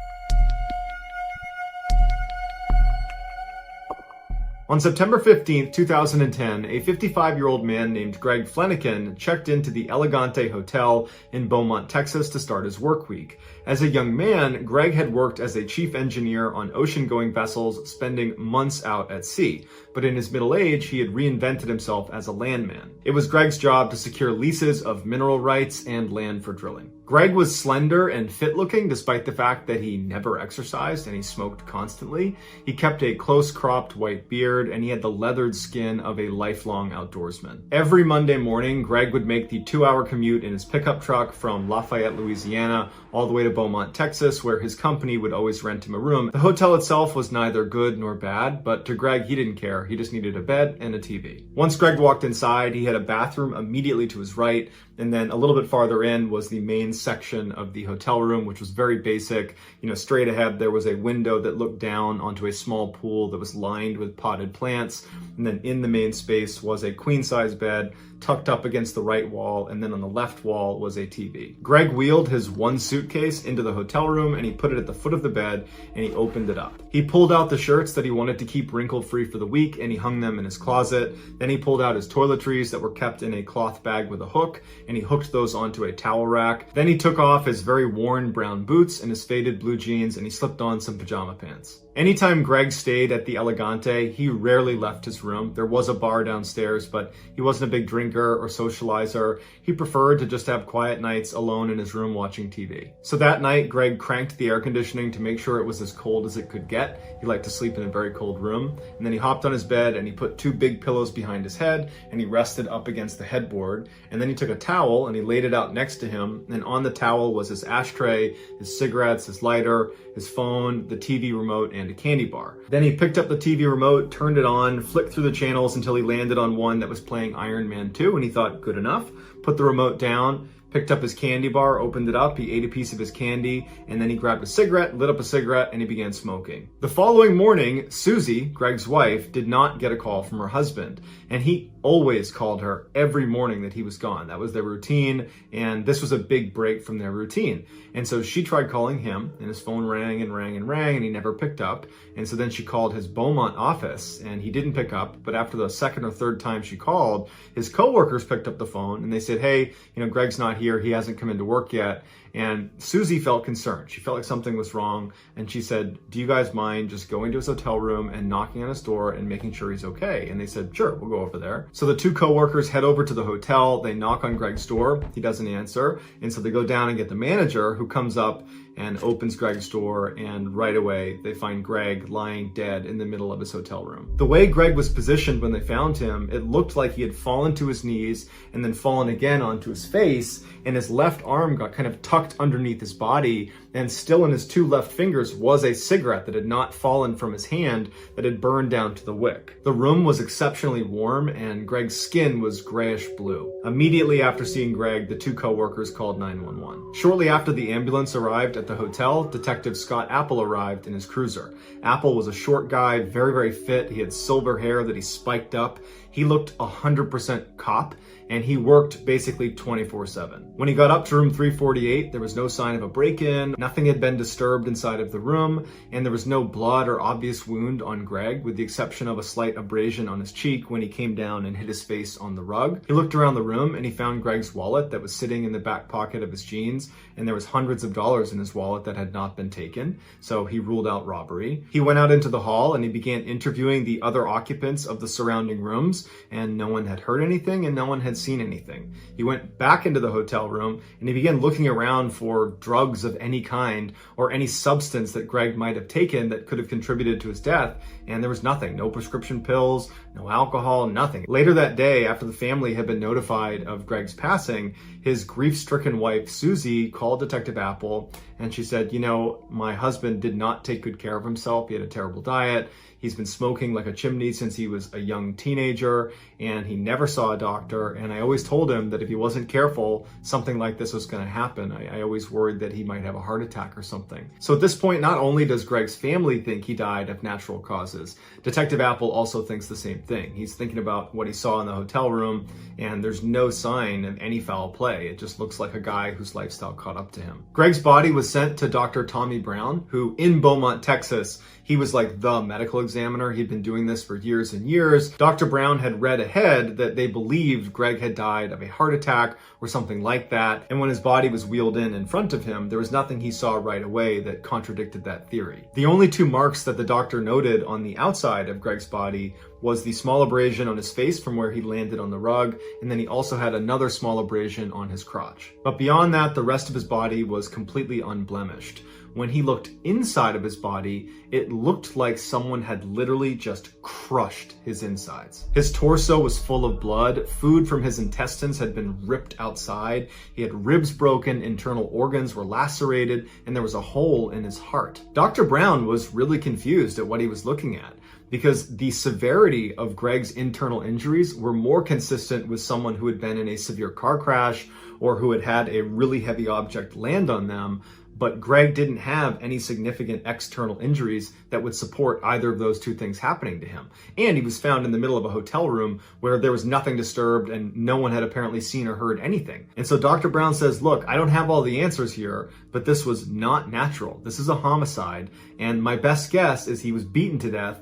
I know it doesn't really make sense because there's not any external injuries, but he suffered some significant trauma from somebody else, and that's what killed him. When Detective Apple got this report from the medical examiner, he was just as confused as Dr. Brown was, but his attention turned to, okay, well, if he's been murdered, who would want to murder him? And he began digging into Greg's background, and he found that he was universally liked. He was known for being incredibly courteous and polite. He kept to himself. He was in love with his wife, and his wife loved him back. There was no evidence of some scandal in the background. He was just this really nice, normal guy, and it didn't make any sense why anybody would want to kill him. After a few months of getting nowhere, and in reality, he hadn't really even gotten started because there wasn't any good starting point.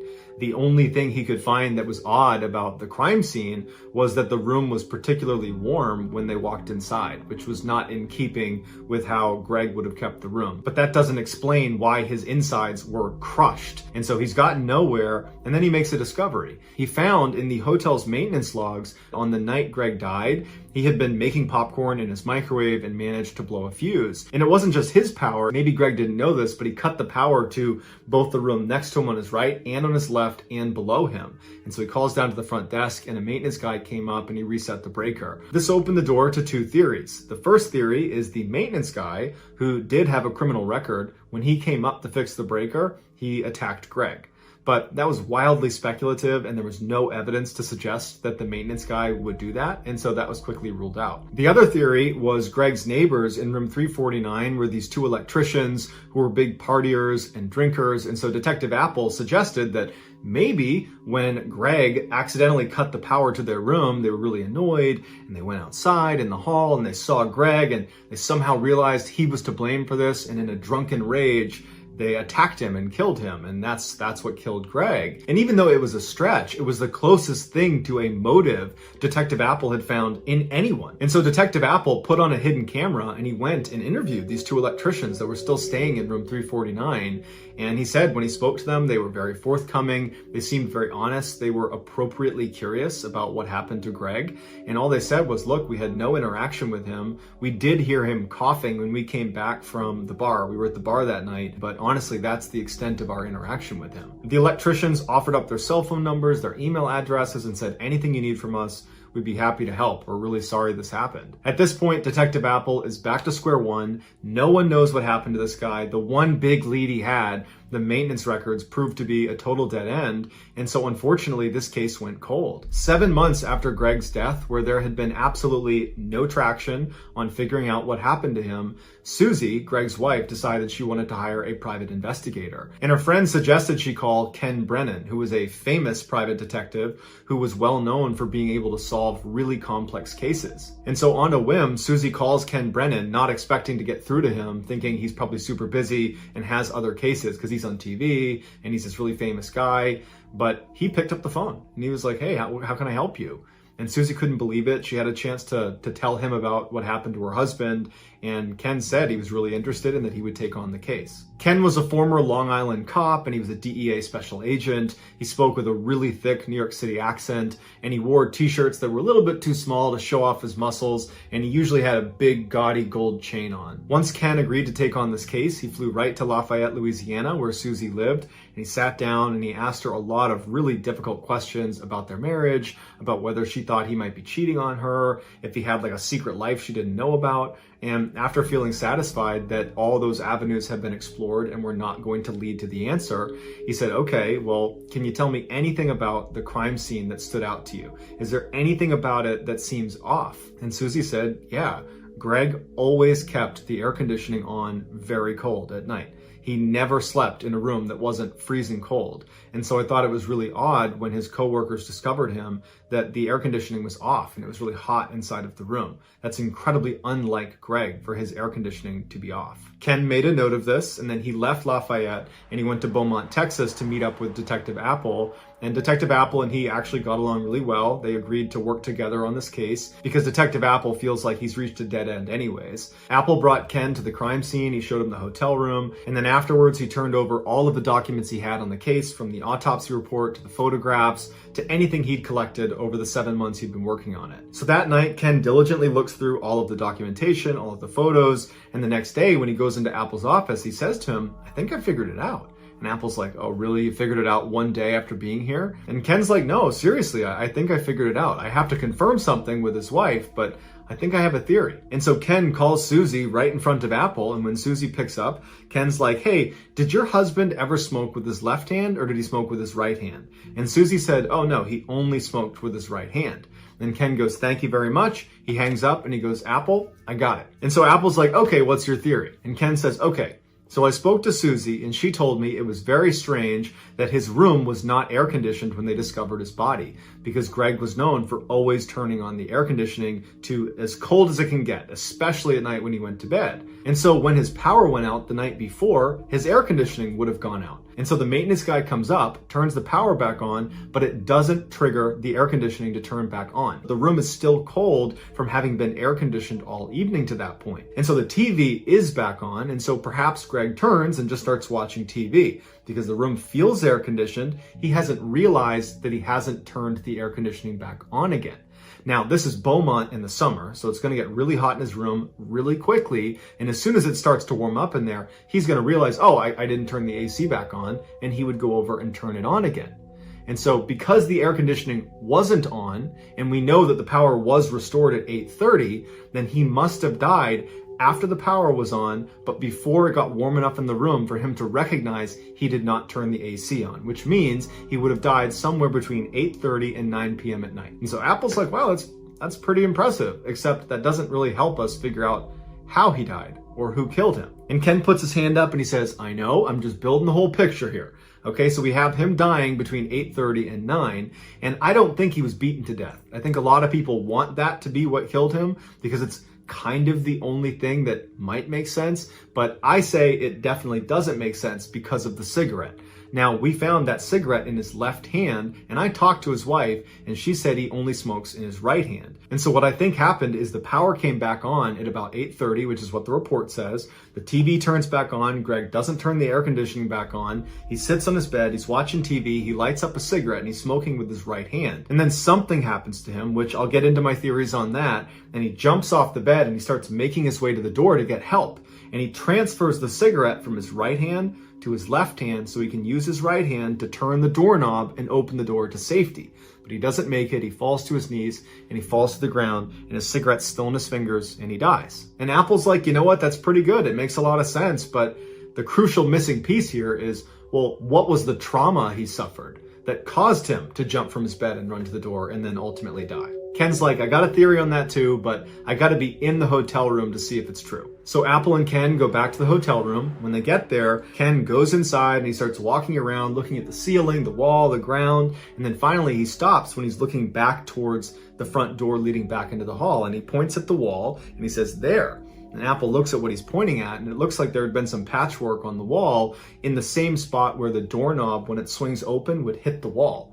And so Apple's looking at it and he's like, that's just from the doorknob. And so Ken takes the door and he opens it all the way to where the doorknob is pressed against the wall, and it's to the right of this patchwork, meaning this patchwork is not connected to the doorknob. Apple was confused and was about to ask questions, and Ken was like on a roll, and he said, hold on, and he goes outside, he goes next door to room 349, they go inside, and Apple walks in the room and he's watching Ken do his work, and Ken's rubbing his hands all over the wall, and eventually he stops, and he looks up at Apple, and he takes his finger and he pushes on one spot in the wall as Apple is watching, and his finger goes right in. And what he pushed on was this little chunk of toothpaste that had been wedged in this little tiny hole in the wall, and he pushed it through. Apple brought in a crime scene investigations unit who carefully excavated both sides of this wall, and they shined a laser from 349 into Greg's room, and the trajectory of the laser going through this hole lined up perfectly with where Greg would have been sitting on the bed, smoking cigarettes, eating candy, watching a movie. So Ken and Apple go back to the medical examiner, Dr. Brown, and they say, look, you missed something because Greg got shot. And unfortunately, Greg's body had already been cremated, but they did have the pictures to look at from the autopsy. And sure enough, they find that little tiny laceration in his crotch was actually an entrance wound. And then when Dr. Brown pointed out there was a hole in the heart, and it kind of lined up with the trajectory that bullet would have been traveling through his body, Dr. Brown realized he had made a mistake, and he changed the autopsy report to reflect a gunshot wound. Ken and Detective Apple re-interviewed one of the electricians that had been in room 349 that was in the room where the gunshot had originated from. His name was Lance. And when they brought him in, they said, this is totally routine. You know, it's been 7+ months since Greg's death. And what we're doing is any of our witnesses, we want them to sign a statement, basically attesting that this is what I saw or didn't see. And so they had prepared a statement that basically lined up with the first thing he had told police, which was, I didn't hear anything, I didn't see anything. And they said, is there anything you want to change about your story? Or is this exactly what you saw and heard? And Lance said, yeah, that's exactly, I don't know anything. I wish I knew more, I'm sorry. And like, all right, well then can you sign this document saying that you don't know anything and you didn't see anything? And he said, yeah. He signs the document, and then Ken's like, all right, gotcha, because we know a gunshot was fired from your room and that's what killed Greg. And so you need to tell me who shot the gun. Otherwise, I'm taking you to jail for submitting a false police report. At this point, Lance crumbles and the truth comes out. And he said that he and the other electrician in the room with him, whose name was Muller, they were goofing around and drinking that night. And Muller went out and got his pistol from his car and he brought it in and he was goofing around with it. And Lance was saying that he was trying to get him to stop doing that, but he kept goofing around with the gun. And at one point, he aimed the gun at Lance, and Lance kind of batted it away from him. He dropped the gun, it landed, and it went off. And they saw where the bullet hole was. They saw it was into Greg's room, and they both froze and they listened to see if anybody had reacted to this gunshot. And he said they didn't hear anything for a long time, and that made them believe that no one was in the other room, that no one was in Greg's room, and that they were in the clear.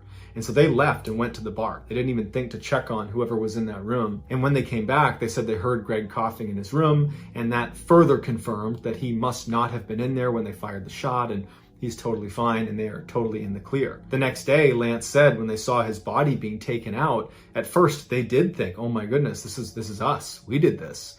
But they overheard Detective Apple walking around interviewing people saying out loud that, yeah, we think this is natural causes. Yep, looks like a heart attack. This is probably nothing. I'm sure it's nothing. And they were like, oh, phew, it's not us. And so they actually believed it was just a coincidence that on the same day they're firing a rogue bullet into Greg's room, that Greg had a heart attack and died separately. But Lance would say that somewhere in the back of both of their minds, they knew they probably had something to do with it. And so they covered their tracks and they put toothpaste in the wall to cover up the hole, and they hid the gun, and they intentionally kept information from the police. And so ultimately Muller, the owner of the gun, the one who really instigated that night, waving the gun around, and the one who actually dropped the gun, he was charged with manslaughter and was given 10 years in prison.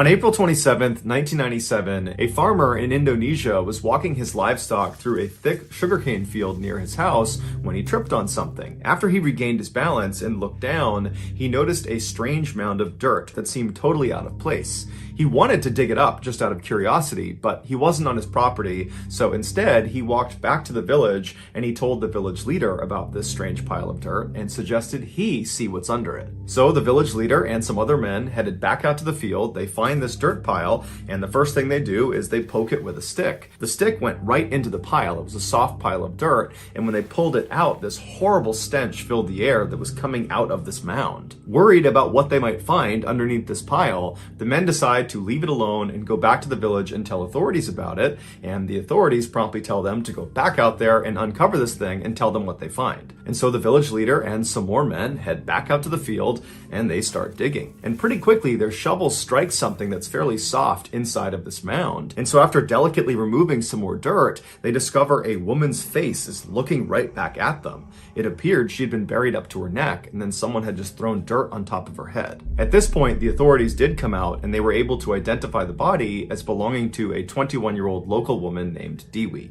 After asking around the village about this girl, the police determined the last time anyone had seen her was 3 days earlier when she had left her house to run an errand. But after that, no one knew what happened to her. Just a few hours after Dewey's discovery, a 15-year-old rickshaw driver came to the police with additional information. He said 3 days earlier, on the evening of April 24th, so the same day that people had seen Dewey last, he said she had come to him to ask for a ride. And when she got into the rickshaw, he asked where she wanted to go, and she said she did not want to tell him specifically where she was going. Instead, she just wanted him to drive in a particular direction, and she would give him more information about how to get where she wanted to go as they got closer.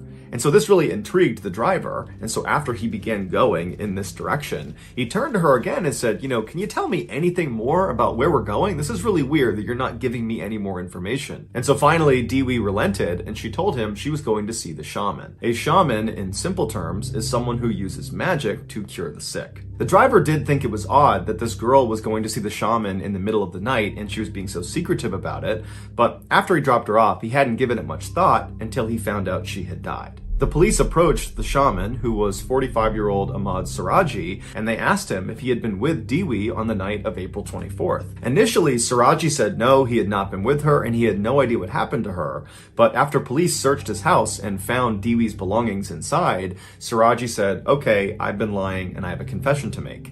And he would very nonchalantly tell police that not only had he killed Dewey, he'd also killed dozens of other women the same way and buried them in the sugarcane field. And so the police went out to the field and started looking around, and they found all these mounds of dirt all over the place, and under them were women buried up to their neck. After the excavation was all done, the police believed they found the bodies of 42 different women, but truthfully, that was just a guess. They believed there could be more. During his trial, Siraji explained in detail why he did the things he did. He said back in 1986, so 11 years earlier, he had this vivid dream where his deceased father came to him and instructed him to drink the saliva of 70 women. And if he did that, he would become immortal. When Siraji woke up, he didn't chalk up this experience as just a strange dream. He believed he had just had a real interaction with the spirit of his dead father, and so he decided he would do as he was told. But his father didn't explain to him how he was going to extract the saliva from these 70 women. And so after thinking about it for a couple of days, Siraji decided the most efficient way to do it would be to just kill the women and then forcibly take their saliva. To find his victims, Siraji began telling people in his village that he had supernatural powers, that he was able to grant women specifically everlasting beauty and riches. And many people believed it. And so as this rumor spread not only around his village, but to surrounding areas, lots of women heard about it and came to him and requested his services. He would tell them to come back later that night when it was totally dark and to not tell anyone where they were going. Once they arrived, they would come inside of Siraji's house and they would pay him a a fee that was roughly equivalent to $300 US. And then he would tell them he needed to perform a ritual to give them their beauty and their riches. And so they would leave his house, they would cut through a cemetery, and they would enter into that sugarcane field, and they would walk for a while until Siraji stopped them, and he would hand the woman a shovel, and he would tell her to dig a hole in the ground, and he would assure her this is part of the ritual. And so he would stand there as she dug the hole until it was about waist deep, and then he would tell her to get in the hole and put her hands by her side. If she was at all nervous, he would just reassure her again that this is all part of the ritual, that lots of people have done this before, that it's totally safe. And so she'd get in the hole, she'd put her hands by her side, Siraji would take the shovel and he would fill the hole back in until she was completely immobilized, and then at this point Siraji would pull out a cable, he would wrap it around their neck, and he would strangle them to death. And then once they were dead, he would pull their body out of the hole, and then he would forcibly extract their saliva. And then after that, he would take the shovel again and dig the hole a little bit deeper, and then he would put the body back inside the hole, making sure their head was still sticking out of the ground. And he would orient them so their face was looking towards his house, because he believed having these women constantly looking at him at all hours of the day gave him more power. He said as for Dewi, when she first came to his house and she had paid that fee, she was worried about leaving and going and doing this ritual. It scared her. And so Siraji told her to wait, and he went into the other room where his wife was, and he told her that, hey, I'm gonna go kill this girl and I need your help. I need you to calm her down. And his wife, who had no idea her husband was a mass murderer, just immediately went along with it. She came back into the room and she assured Dewi that everything was totally fine. They had done this before. It was all going to be perfectly safe. And she even said she would come with them to do this ritual. And so at this, Dewi was much more calm and she agreed to go. And so the trio left the house. They went through the cemetery out to the field, and then only 2 people came back. Siraji was executed in 2008 by firing squad, and his wife was sentenced to life in prison.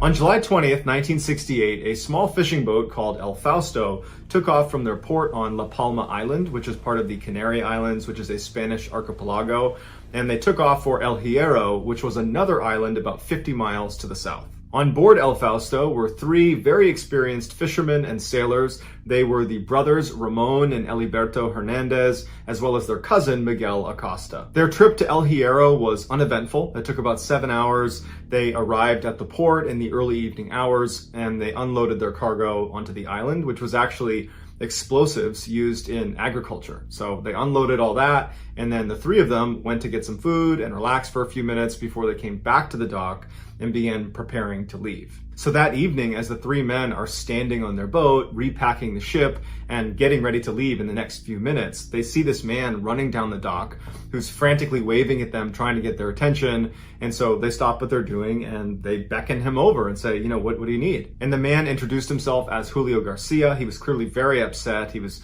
talking really quickly and they had to slow him down a couple times to try to understand what he was saying.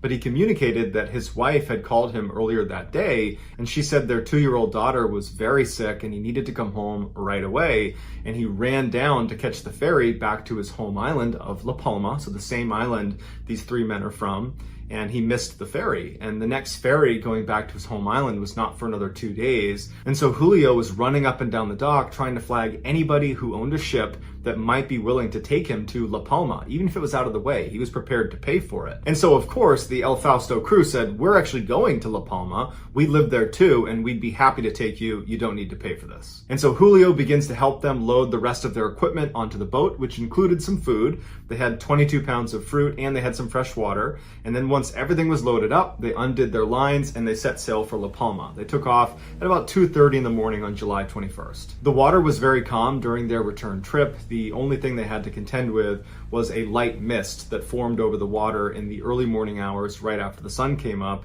but it really wasn't enough to affect their ability to navigate. But even if the mist was more severe than people realized, Ramon, Eliberto, and Miguel were very experienced sailors that in fact had been sailing on this particular stretch of water ever since they were teenagers, and they had navigated these waters in far worse conditions and had always managed to get through it. But at 10 a.m. that morning when the Fausto crew was supposed to arrive at La Palma, they didn't.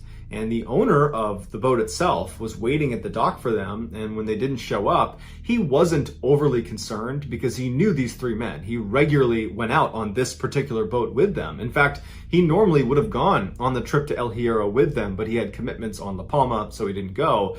And so he's not particularly worried about them. He figures they ran into some mechanical issue and, they're getting it figured out, but they're just late. But after a little while, the families of the El Fausto crew started to ask the owner, where are they? Why aren't they here? And so the owner, who again is not overly concerned, but wants to make sure the families are not worrying, says, you know what? I'll send a search boat that will take the exact route El Fausto was on, but in reverse, and I'm sure they can just drive straight out there and they'll run into them and they will help them fix, whatever issue they have, which is more than likely mechanical. That's an old boat, and we've certainly run into other mechanical issues in the past. So this search boat goes out, and for hours and hours and hours, they're looking along the exact same charted course that El Fausto was supposed to be on, and they're nowhere to be found. And so they radio back in to the owner of the boat, and they say, look, we can't find them. What do you want us to do? And he called them back in, and he realized that, if we can't find them anywhere near the route, that probably something more sinister has happened to them. And it was at this point that he got in touch with authorities, and they launched a much more formal search and rescue effort. Planes and boats spilled out over the sea to look for El Fausto and her crew, and everybody who was looking was operating with an enormous sense of urgency, because anybody who was looking had been told, these guys don't have much in the way of supplies. They have 22 pounds of fruit, and they have a very limited freshwater supply.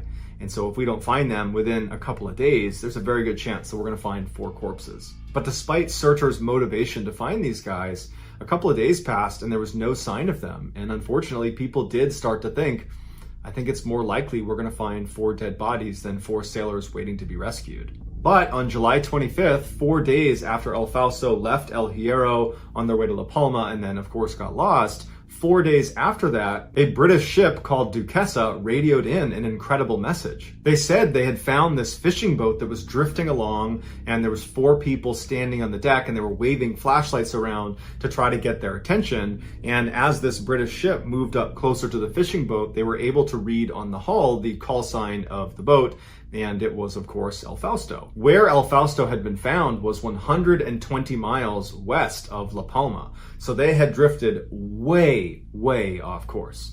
But once they pulled up alongside of them, they could see that not only were the 4 crew members alive, they actually seemed like they were in pretty good spirits. They certainly were dehydrated and were very thankful to get some water, and they were starving, and they were obviously pretty freaked out because they had just been adrift in the middle of the ocean and probably were realizing that this could end really badly for us. But beyond all that, they seemed okay. And very quickly, that message was passed to friends and family of the El Fausto crew back on La Palma, who's waiting anxiously to hear any news about their loved ones. And when they were told they had been found and they were alive, they were overjoyed because they thought they were dead. But after the initial transmission had been sent out by Duquesa saying, hey, we found the crew and they're alive and they're good, well, a couple hours went by and the Duquesa sent another transmission that was very strange. They said the crew of El Fausto was refusing to be towed back home. They were saying that our boat's just fine, we're good, we just need a couple of supplies and we'll be on our way. And so the captain of Duquesa says to the men, then why are you out here?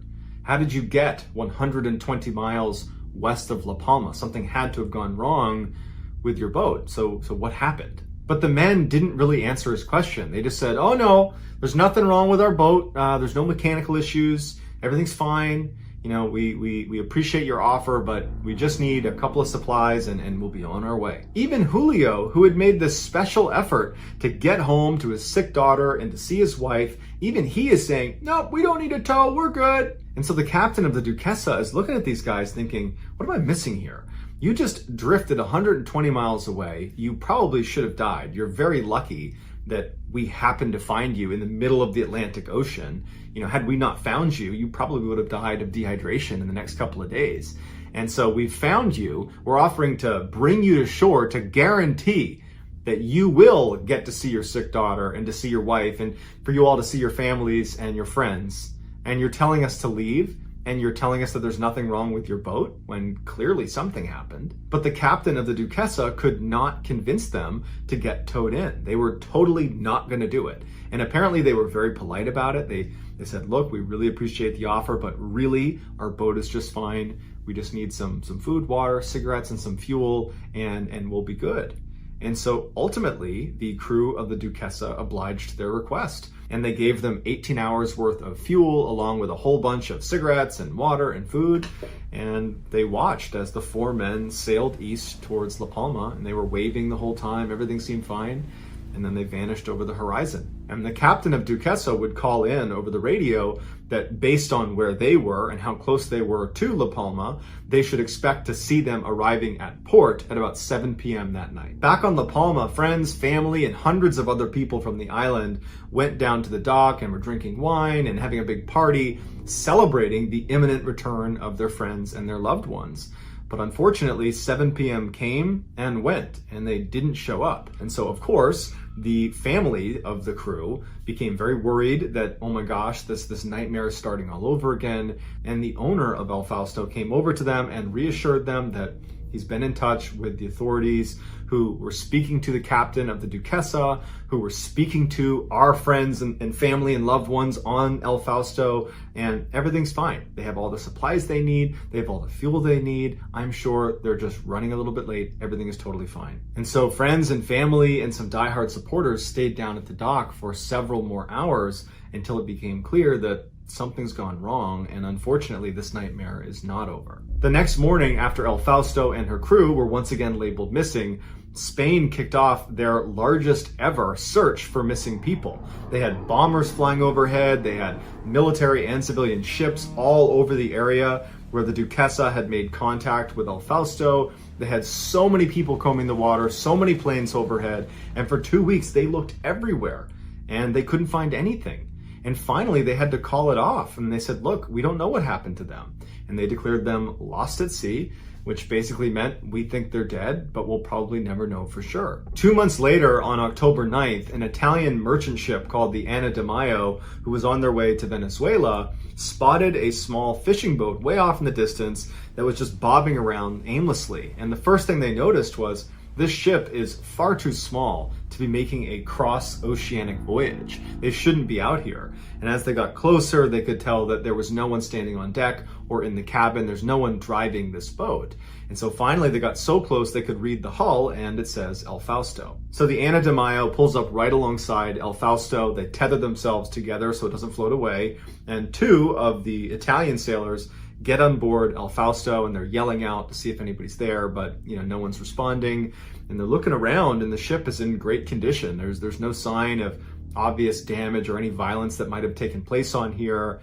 They go into the cabin where the steering wheel is, and they're looking for some sort of logbook that would have documented what happened on the ship, but there's no logbook. And so the Italians were left scratching their head thinking, how could a perfectly seaworthy boat wind up abandoned in the middle of the Atlantic Ocean? Where's their crew? But they still needed to go down below into the little space that was the engine room. And so the two sailors that had boarded to look around, they make their way over to the section of the deck where there's this hatch that they open up, and they look down and they smell this horrible smell, and they turn on their light, and they're met with this horrible and inexplicable scene. Laying on the ground inside of the engine room on his back was a dead man who was partially mummified. He had no clothes on, and he was clutching a transistor radio. And so the two Italians that found him, they stepped back and they had to compose themselves. And then one of them actually went down to look around for clues and see if perhaps there's other bodies down there. And so when he went down, it was just the one body, and he could only find one other clue. And it was this small notebook that was positioned right behind the dead body that they didn't see when they first looked down. So the Italian sailors leave the engine room and they take the notebook back to their ship, and they open it up, and the first thing they see is the middle section of the notebook has been torn out. In fact, 28 pages were missing, and all they were left with was a couple of pages at the beginning and a single page at the end. The first couple of pages just were a couple of notes and some simple math calculations. Nothing significant. The last page appeared to be a farewell of sorts, but the language that was used was a little bit confusing and it was difficult to read, and so the Italians were not entirely sure what any of it actually meant. And so they figured it would be best to just give the notebook to authorities and they could figure out what it meant. And so the captain of the Ana de Mayo radios in to Spanish authorities that they've found El Fausto and that they intend to tow it back to Venezuela, where they were already going, at which point they'll turn over everything they found and authorities can take it from there. So the Italians put a tow line on the bow of El Fausto and began towing. 2 days later, Spanish authorities received a crushing telegram. Apparently the night before, as El Fausto was being towed, it suddenly lurched forward and went bow down into the water and sunk so rapidly that it ripped the tow line off of the back of the Ana de Mayo and was underwater well before they could do anything to try to stop it. The crew of the Ana de Mayo swore they had followed procedure and they knew what they were doing, and this was just kind of a freak thing, but regardless of how or why it happened, the ship was now gone, and so too was the dead body, so they couldn't even positively identify whoever that was. All they had was that notebook they recovered from inside the engine room. The notebook was sent to La Palma, where it was put in front of the families of the 4 men who were on El Fausto, and very quickly, Julio's wife was able to identify his handwriting. He apparently had a unique way of writing, and she was used to reading it, and so she said, that's definitely his writing, and in fact, I recognize that notebook. He kept that notebook to track payments because he was a mechanic and people requested his services, and that's what he used to track payments. This, of course, meant the dead man inside of the engine room was almost certainly Julio. Julio's wife examined the notebook and she was able to decipher that last page, at least most of it, and she said it was this very detailed description of exactly what she needed to do once he died, because clearly, based on the way he was writing, he knew he was about to die. And at first it says, here's how you access my insurance policy, and here are the different properties I own, and how you go about selling them. And then in his final moments, he scrawled one last message at the very bottom of the last page that said, don't ever tell our son all that has happened to me. You know that God wanted this fate for me. Love you. So if Julio was so sure he was about to die that he would take the time to write out a detailed list of instructions for his wife to follow when he died, well then why didn't he take the time to also offer a small explanation as to what happened to he and the other crew members of El Fausto? He had to have known that whoever was going to find his dead body and this notebook was going to have an awful lot of questions. Unless he did know that and did write a description, except it was in those 28 pages in the middle of the notebook that had been removed. And if that's the case, then who removed them and why? And where's the rest of the El Fausto crew? And why did they tell the Duquesa that nothing was wrong with their ship?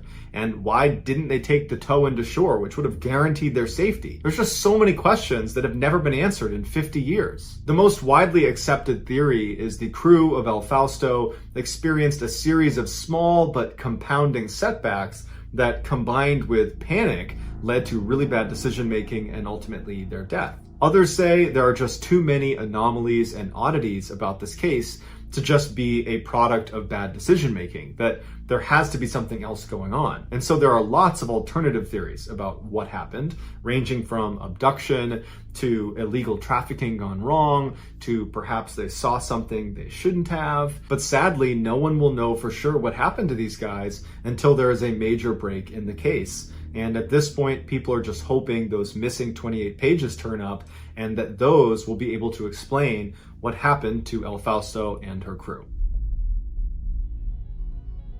Before I became a professional, strange, dark, and mysterious storyteller, I served in the military. And during my time in the military, I had some pretty wild experiences. But what I remember most about my time in service was not my own stories, but rather the stories I heard from other service members. Keep in mind, service members are sent to some of the most isolated and treacherous places in the world that very few people go to. And so some of the stories that come out of those places are totally creepy and weird. And even more than that, a lot of these stories sort of stay in-house. They stay in the military just because it's kind of a cultural thing. People don't necessarily want to go out and tell the world about the totally unsettling and inexplicable thing they saw while they were deployed. It's like people might think they were crazy. But there's lots of stories like that. And so if hearing some of those crazy military stories appeals to you, well, boy, do I have a podcast for you. It's called Wartime Stories, and it's hosted by Luke LaManna, who himself is a veteran. He was a reconnaissance Marine, which I can tell you is kind of a big deal. And so because he has access and placement, he's been able to extract some of these stories from the military, and he shares them on the show. And if you wanted to kind of generalize the types of stories you're going to hear on this podcast, it's like The Strange, Dark, and Mysterious meets The Battlefield and Beyond. The Wartime Stories podcast is free, and it's available on any podcast platform. So all you have to do is, go to your favorite platform and look up Wartime Stories, or you can search for Ballen's Studios because it's produced under Ballen's Studios. You click on the show, give it a follow, and boom, you can start your binge. New episodes drop every Monday, so if you're a fan of The Strange, Dark, and Mysterious, well, you got yourself a brand new weekly show. So that's going to do it. If you're looking for more strange, dark, and mysterious content, remember we have a whole slew of strange, dark, and mysterious shows. We have the Mr. Ballen podcast, Mr. Ballen's Medical Mysteries, we have Runful, Bedtime Stories, and Wartime Stories. They are all excellent, they are all free, and available on all podcast platforms. All you have to do is just look up Ballen Studios wherever you like to listen to podcasts, and boom, you can find them all and start your binge. Thank you very much. Until next time, see ya. Wait, don't go anywhere. If you're looking for more strange, dark, and mysterious videos, click here. Today, I'm going to share 3 stories where last-minute decisions changed the course of history. But before we get into those stories, if you're a fan of the strange, dark, and mysterious delivered in story format, then you've come to the right channel because that's all we do, and we upload 3 or 4 times every week. So if that's of interest to you, please replace all of the like button socks with the kind that always slips down inside of your shoe. Also, please subscribe to our channel and turn on all notifications so you don't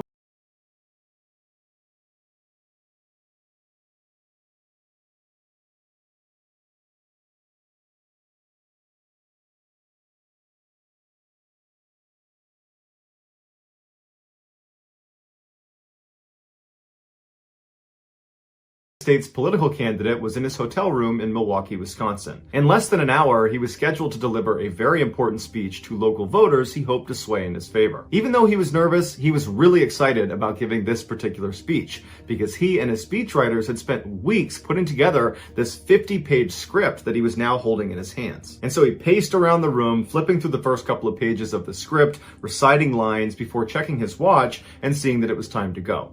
And so he took a deep breath, he took his thick 50-page document, folded it in half, and then tucked it inside his right inner jacket pocket. And when he was ready, he walked out his hotel door, down the front steps, and out the front door of the hotel where a huge crowd was waiting for him. People were singing his praises and yelling to him and trying to get him to react to them as he walked out of the hotel towards his car. And as he was walking, his own personal security detail had formed up around him and were doing their best to keep the crowd at bay. And when the candidate finally got to his open-air car, he stepped inside and then stood up, took his hat off, and continued to wave to the crowd. And then right before his car was about to take off, there was a loud bang from somewhere out in the audience, and the candidate hunched over. He had been shot. His security detail immediately recognized who the gunman was, and they attacked him, kicking his gun away and putting him in a chokehold. And the rest of the crowd kind of forms up and begins beating on this gunman. And amidst all this chaos, the candidate who's just been shot stands up and yells to the crowd, "Don't kill him! Don't kill him! Bring the gunman to me." And the crowd is so surprised that their candidate is not on the ground because, again, he's just been shot, that they stop. They stop attacking the gunman. And even the security detail, they're just holding the guy in a chokehold, looking up at the candidate like, really? You're not down? You just got shot. And so the candidate looks at the gunman and he says, why'd you do it? And the gunman stays silent. And so the candidate says, okay, just take this guy away. And so the security detail hand this guy off to the cops. And so now the crowd's all looking at the candidate, wondering how in the world he's acting like everything is totally okay, because again, he just got shot. And so this is when the candidate reaches into his jacket and he pulls out that thick script he had tucked inside of his right pocket, and he holds it up to the crowd, and there's clearly a bullet hole that went through the script. The script had stopped the bullet and saved the candidate's life. All of his aides were urging him to go to the hospital immediately, but the candidate refused and said, "Bring me to that speech." And just a couple of minutes later, the famous American president, Theodore Roosevelt, delivered his 50-page speech, although he did have to make some changes to it on the fly because there were holes on every page. On an icy cold December night in 1776, a farmer living in New Jersey looked out his window and thought he saw something move at the end of his road. He put his hands to the glass and tried to get a better look, but he couldn't see it. It was too dark, there was no illumination. But he didn't need to see it to know what it was. He could hear it coming. Panicked, he stumbled backwards, turned around, ran into his bedroom where he told his wife to stay in the house, keep the kids here, do not leave for any reason. And then this farmer bolted out his back door, hopped on his horse, and began blazing towards town. He didn't know how much time he had, but he knew he had to warn the German man, Johann Rahl. After riding for a couple of minutes, he arrived at the town of Trenton. He turned down a couple side roads, and then he arrived at this beautiful two-story home where Johann was staying. And so the farmer got off his horse and walked towards the front door, and right before he got there, a German soldier came outside, shut the door behind him, and told the farmer to stop. And the farmer told the soldier in English that he had to speak to Johann. He had a warning for him, but the German soldier didn't speak any English, and so there was this total miscommunication, and at some point the German soldier indicated to the farmer that it was impossible for him to come inside, that Johann was actually playing cards and did not want to be disturbed, and so the farmer needed to leave. But the farmer was desperate, and he pleaded with the soldier to let him speak to Johann. It was an emergency. He had a warning for him. But the soldier either again didn't understand, or he just didn't care. And he tried to tell the farmer to leave once again. But the farmer really wasn't taking no for an answer, and so he pulled out a piece of paper and he scratched this ominous warning on it, and he gave it to the soldier, and he said, "Give this to Johann." And so the soldier reluctantly takes the note, he looks at it, it's in English, he can't read it, and so he just nods to the farmer and says, "Okay, I'll give it to Johann." Once the farmer had got back on his horse and left, the soldier turned around, went through the front door, and walked back to the dining room of the house, where he found Johann around a table with a bunch of other guys, laughing and drinking and playing cards. And this soldier very reluctantly walks up to Johann, hands him the note, and apologizes for the interruption. And Johann looks up at him. He's obviously annoyed, and he scolds him for interrupting him. He takes the note and he looks at it, and he can see that it's in English. And like the soldier who's brought it to him, Johann could not read English. And so he's looking around the table. He's got this great poker game going. He's having so much fun. He didn't want to step away and have to get a translator and read this note, which to him was probably meaningless anyways. And so he tells the soldier that, you know what, he'll read it later. And he takes the note and he puts it in his pocket, and he goes back to playing poker. Johann would never read that note, and in a couple of hours, Johann would be dead. Johann Rahl was a colonel fighting for Great Britain during the American Revolution, and he and his Hessian brigade that had taken up residence in this home inside of Trenton, New Jersey, believed the American rebels were on the verge of defeat. And certainly they were not about to launch an attack now, not on a freezing cold December night. But they were wrong. That farmer was a British loyalist, and what he saw when he looked out the window at the end of his road was the famous American military general George Washington and his ragtag army after they had just completed their famous secret crossing of the Delaware River. That note Johann was handed was a warning that they were on the way. Had he bothered to read it, he and his well-trained Hessians could have very easily crushed Washington and his men, and that would have been the end of the American Revolution, and America would still be a British colony today. Instead, Johann and his men were caught off guard and wiped out, and the Americans would go on to win the war and their independence from Great Britain. In 1912, 37-year-old David Blair was a senior merchant seaman working for the British shipping company called White Star Line. In February of that year, he was informed by his company that he would be the second officer of this massive luxury cruise liner that was still being built in Northern Ireland. As the second officer, David's primary responsibility was the ship's navigational operations, amongst other things. Now, David had handled these responsibilities on other ships, but he'd never done it on a ship of this size. This would easily be the most challenging thing David had done in his career to date. But he told his family he was really excited about it. David immediately moved to Belfast, where the ship was being built, and he lived there for 3 months until construction was done. On April 2nd, the final rivet was put into the ship, and it was launched successfully into the water. And then after that, David and the rest of the crew and staff got on board and they set sail. Their first stop was Southampton in the UK, and for this leg of the journey, it was just going to be the crew and the staff. 2 days later, they arrived without incident, and for the next several days, the ship remained in port as the crew prepped it for its first true maiden voyage, which was going to be to New York City. On April 10th, all preparations had been made, and finally it was time to allow the paying customers to come on board.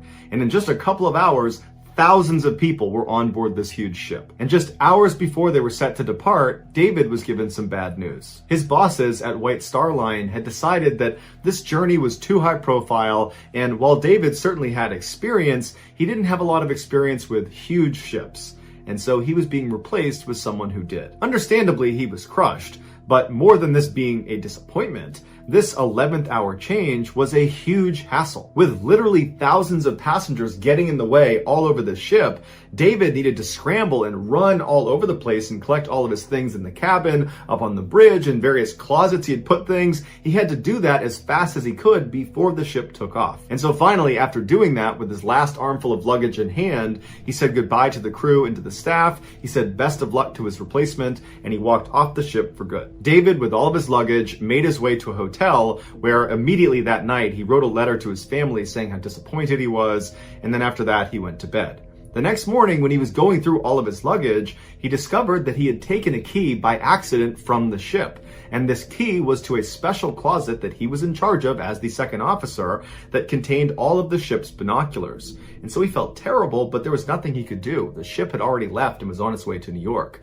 And so the best he could do was he would mail the key back to them in New York when they got there. Back on board the ship, when they discovered this key was missing, they did figure out that David must have it because he was the only one who would have had the key, and it's a brand new ship, so nobody else would have had it. But they decided that it wasn't worth turning around to go get this key.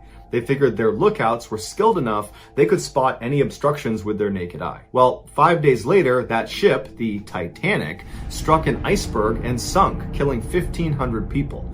One of the very few survivors was a guy named Fred Fleet. He was one of the lookouts who actually saw the iceberg first, and he would testify at a Senate inquiry that if he had had binoculars, he would have been able to see the iceberg far enough in advance that they could have avoided it. So that's going to do it, guys. If you found the secret in today's episode, let us know in the comments what it is and where you found it, so give us the timestamp. And if you're the first to do that, we will pin you at the top of the comments section. If you enjoyed today's video and you haven't done this already, please replace the like button socks with the kind that always slips down underneath your heel inside of your shoe. Also, please subscribe to our channel and turn on all notifications so you don't miss any of our weekly 3 or 4 video uploads. If you want to get in touch with me, you can direct message me on Instagram or on Twitter. My username for both platforms is the same. It's JohnBallen416. I also have a ton of content over on TikTok where my username is MrBallen. I also have a second YouTube channel called MrBallen Shorts where I post random shorts.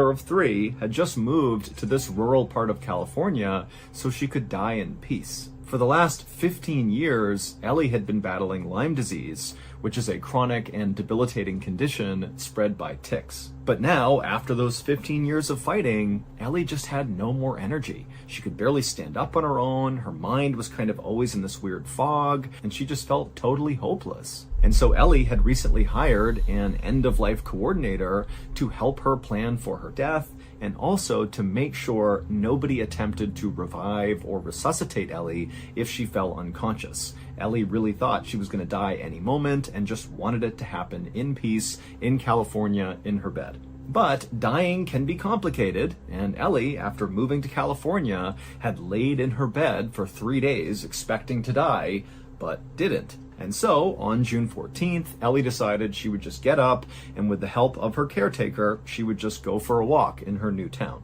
Every step was painful for Ellie as she clutched her caretaker's arm, but the sun was out, the sky was blue, and flowers were in bloom all around her, and just for a moment, Ellie suddenly realized she was feeling something she had not felt in a long time. She was feeling grateful to be alive. But that feeling was very short-lived because as she stood on this sunny sidewalk in California, she suddenly felt something small and sharp smack into her forehead. And Ellie, she kind of looked up and realized it was a bee. Now, she was determined not to let an insect ruin this rare instance of happiness in her life. Ellie just kind of reached up and tried to swat it away. But when she looked up again, she noticed the bee was still there, and worse, there was now an entire cloud, a swarm of bees over her head that were descending down on her. And as this happened, Ellie's caretaker, who saw the swarm, screamed, let go of Ellie, and ran away from her. And so poor old Ellie, who couldn't even stand up on her own, was forced to fall to the ground and kind of cover her head with her hands to try to protect herself. But within seconds, these bees had descended on her and were stinging her head, her ears, her face. I mean, she was getting destroyed. And these were not normal bees. These were African killer bees that were known for stinging their victim dozens of times. And Ellie was fiercely allergic to bee stings. And so instead of dying a peaceful death in her bed, Ellie was now going to die a viciously painful, awful public death out on the sidewalk all by herself. Ellie's life had started out with so much promise. By the time she was just 18 years old, she had already earned her PhD in physics. And then by 1996, when she was 27 years old, Ellie and her husband had 3 beautiful children, and they had moved into their dream home in New York's Westchester County. Her life really seemed perfect. But that same year they moved into their dream home, Ellie suddenly noticed there was this rash at the top of her thigh, and it kind of looked like a red bullseye, and Ellie had chalked it up to, some sort of weird spider bite and not thought much of it, not realizing that that bullseye marking is actually the calling card for ticks who carry Lyme disease. That's what they leave behind after they bite you. But Ellie didn't know that, and so not long after seeing this rash, Ellie began having night sweats and night shakes. She had these flu-like symptoms that didn't go away for months, and it left her totally exhausted and discouraged. Doctors told her that she could have arthritis or fibromyalgia or MS or heart failure or some other horrible condition, but it was ultimately a park ranger that Ellie just happened to meet one day who recognized that that rash she described at the top of her leg was very likely because she had been bit by a tick that had Lyme disease, and now all of these symptoms, that seemed like Lyme disease too. And then when Ellie went into the doctor and said, I think I have Lyme disease, they said, yep, you do, but now the disease has progressed so far, it's basically too late for you. And so for years, Ellie wasn't able to work or really even be a mother because of this disease. And then eventually her marriage fell apart and ended in bitter divorce. And so this disease really had just kind of wrecked Ellie's life. And so at the 15-year mark of having this disease, she decided, you know what, enough is enough. I'm going to California and I'm going to die on my own terms. But Ellie had envisioned a peaceful death in her bed, not an agonizing death caused by a barrage of African killer bee stings out on a sidewalk in some random town in California. The attack on Ellie lasted maybe about a minute, but it was the longest minute of Ellie's life. The pain was just unimaginable. And then after all the bees had left, Ellie's caretaker actually came running back over to her, scooped her up, and began running with her back to the car. And as Ellie was getting carried, Ellie realized her caretaker was probably going to take her to the hospital, and she didn't want that. Even though she had had that kind of nice moment before the bee stings when she was looking around at this beautiful town and the sun was out and the flowers were out, that wasn't enough to inspire her to want to live. She still, deep down, did just want to die. And so she figured, with these bee stings, I'm gonna have an allergic reaction any minute now, and that's gonna take me out, and I just want it to happen so I can be done. And so Ellie made her caretaker drive her back to the house and put her in bed, and then Ellie laid there waiting to die. But 3 days later, and Ellie had not died yet. In fact, she actually felt the best she had felt in years. There had been no discernible allergic reaction to all of these bee stings all over her head, and all the chronic pain and discomfort that she normally felt all the time from Lyme disease was gone.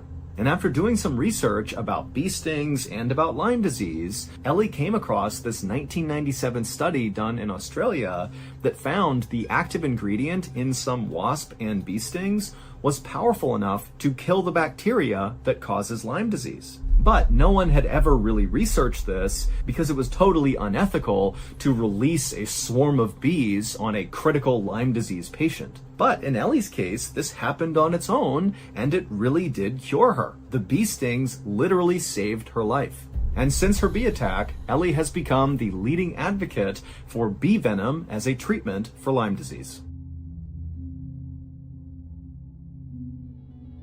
I am so excited to announce that we here at MrBallen's Studios have a brand new show that is live right now for free on all podcast platforms. It's called MrBallen's Medical Mysteries, and as you might have guessed, it's about medical mysteries. Take, for example, the very first episode of the show called Ashes to Ashes. It's about this adult son who goes to check on his father who lives in the woods by himself. And when he gets to his dad's house, he goes inside and the power's off and there's this weird gooey substance on everything, the furniture, the walls, food everywhere. And the son, he calls out for his dad. He can't see his dad doesn't call back. And so the son leaves and gets help. And when help arrives, they search his father's house and they find something in the very back of the house that is far more bizarre and shocking than the gooey substance on the walls. Their discovery would quickly become one of the most talked about medical mysteries of all time. Again, this story is called Ashes to Ashes. It's episode number 1 on MrBallen's Medical Mysteries, which is a podcast that is new and free and available everywhere. New episodes of MrBallen's Medical Mysteries will come out every Tuesday, but if you have no patience and you just want to listen to a whole bunch of episodes right now, you can listen to 8 episodes of MrBallen's Medical Mysteries on Amazon Music. Again, the show is called MrBallen's Medical Mysteries, and it's available right now everywhere for free.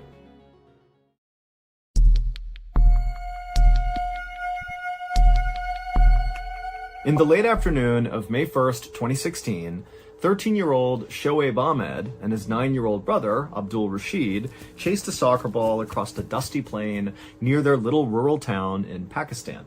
Abdul, who was very athletic and quick on his feet, managed to kick the ball past the defender and then kicked a line drive shot right at the net, but at the last second the goalie jumped and blocked the shot.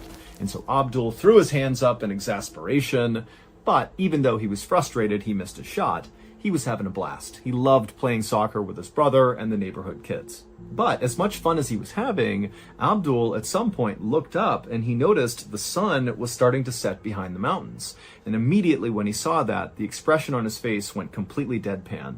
And then he looked over at his brother, Shoaib, who also had noticed the sun was setting. And by this point, Shoaib was already rushing over to Abdul. He grabbed Abdul's hand, and the two brothers, without a word to their friends who were just kind of standing there watching, they took off and just hustled back towards their home. The brothers made it to their home, but on the porch, Shoaib, the older brother, just collapsed onto the ground with his arms and legs going totally stiff and his jaw locking up to the point where he couldn't even speak. And Abdul, instead of trying to help his brother, just stepped clear over him and ran into the house and made it to his bed just in time for him to also collapse, but onto the bed, with his arms and legs being just as stiff as his brother's and his jaw also being locked so he couldn't even speak. And then moments later, the boy's father would scoop Shoaib off the porch, carry him into the bedroom, and put him in a bed, cover him up. And then the father would rotate Abdul, who was on his stomach, over onto his back, and he put the covers over him. And then the father just left and got into his own bed and went to sleep. And this was a typical night in this family's household. The next day, a convoy of fancy cars descended on this little village where Shoaib and Abdul lived. And in these vehicles were all these scientists from Pakistan's Institute of Medical Sciences, and they had heard about the boy's nightly bizarre collapses, and they wanted to find out if the condition was real. Now, if the scientists had arrived in the village before sunrise, they would have found Abdul and Shoaib still in their beds in a semi-comatose state, unable to move, but it was almost noon by the time the scientists arrived, and so when they saw the two boys, they were outside, goofing around and playing, acting like everything was totally fine. In the village, neighbors referred to Abdul and Shoaib as the solar boys because they were only normal and active and like the other kids during the daylight hours when the sun was up. And then at night, they would become totally paralyzed and mute. Now, the villagers saw this happening, but they didn't really believe it necessarily. They thought maybe the kids were making it up to get attention, or maybe they were doing it as like a grift to get people to donate money to the family. But Shoaib and Abdul's father completely denied this and said they had not made any money from what was happening to his sons, and all they wanted to do was just figure out what was wrong with them so they could help them. The scientists would talk to Abdul and Shoaib's father first, and he would explain to them that really since Abdul and Shoaib were very little, they had been suffering from these nightly paralysis events. And so with the family's permission, these scientists got to work. They collected blood and urine samples, not just from Shoaib and Abdul, but from the entire family. And then also, the scientists tested Abdul and Shoaib's balance and coordination, obviously during the daytime, and the boys both did completely fine. And then as sunset approached, the scientists just stood there and watched as Abdul and Shoaib slowly lost control of their bodies and became paralyzed and mute. And then throughout the night, the scientists just continued to watch them, and the boys did not move at all. And then when the scientists attempted to kind of move their limbs for them, they were so rigid, almost like rigor mortis after you die, that they really couldn't move their limbs at all. And then the next morning, as the scientists were watching, the sun came up, and it was like suddenly Abdul and Shoaib were totally back to normal. They popped out of bed with a smile on their face, able to move around, no problem. And so to the scientists who watched this go on, they were left thinking, okay, there's no way these kids could be faking this. Like, no one could fake this. This is real. But the scientists really didn't have any new information to pass to the family because, the boys' blood and urine samples came back completely normal, and they had passed all of their balance and coordination tests. And so it seemed like, Abdul and Shoaib should be totally normal, healthy boys, but they just weren't, and these scientists didn't know why. Now, these scientists were not the first group of people who had tried to solve the mystery of the Solar Kids. For years, their father had been trying to find someone who could help them, but he was having no success. Doctors in the nearest hospital to their village were convinced that the boys had a rare illness that made them extremely tired only a couple of hours after waking up in the morning. But Abdul and Shoaib had loads of energy all day long. It was only when the sun came down that they became totally paralyzed. And so the father didn't believe those doctors were really taking this that seriously. The imam at a local mosque was convinced the boys were possessed by demons, and so he organized an exorcism where a group of religious leaders basically tapped on the boys with sticks while chanting in rhythm and dousing them with holy water. But that didn't work, and so the family was close to giving up on ever finding help for their sons. But then in April of 2016, so a month before that team of scientists descended on the village to research the boys, a TV news reporter from Pakistan's version of CNN came to the village to interview the family because this reporter had heard about this strange condition these boys had. And this interview was seen by millions and millions of people, including Pakistan's most esteemed and influential doctor, a man named Dr. Javed Akram, who happened to be the vice chancellor of Pakistan's Institute of Medical Sciences. Dr. Akram had never heard of such a strange condition, and so he was the one who ordered those team of scientists to go to the village and research this family. And after those scientists came back and checked in with Dr. Akram, it was clear they had not had a sort of breakthrough moment with regards to what was going on with these boys, but they were very convinced that this was a real condition. And so Dr. Akram decided that he and his team would just continue to study this family until they figured out what the heck was going on with these two boys. And finally, a year later, in May of 2017, Dr. Akram believed he had figured out what was wrong with them, and he even had a solution.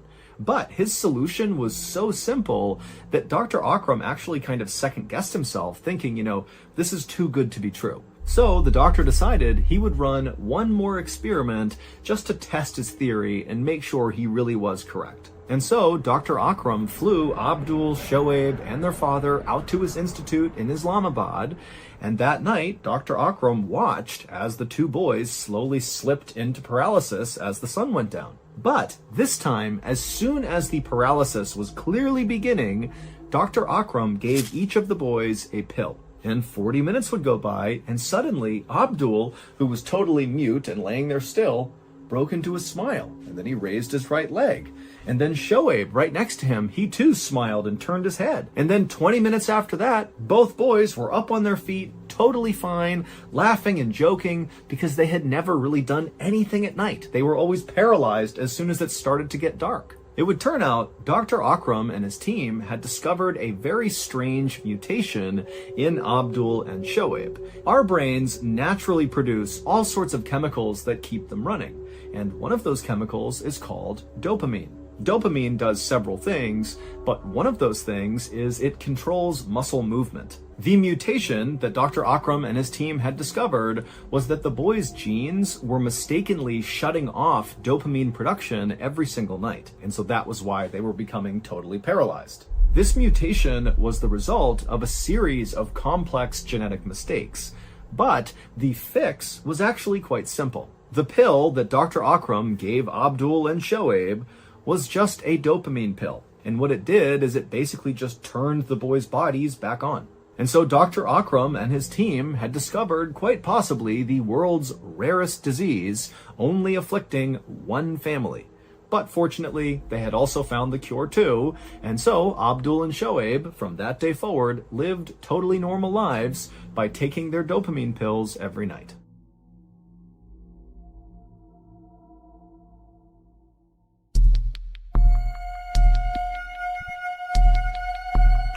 On the evening of July 3rd, 1992, 35-year-old George Decker was cooking in the kitchen inside of the apartment that he shared with his girlfriend in Jasper, Indiana.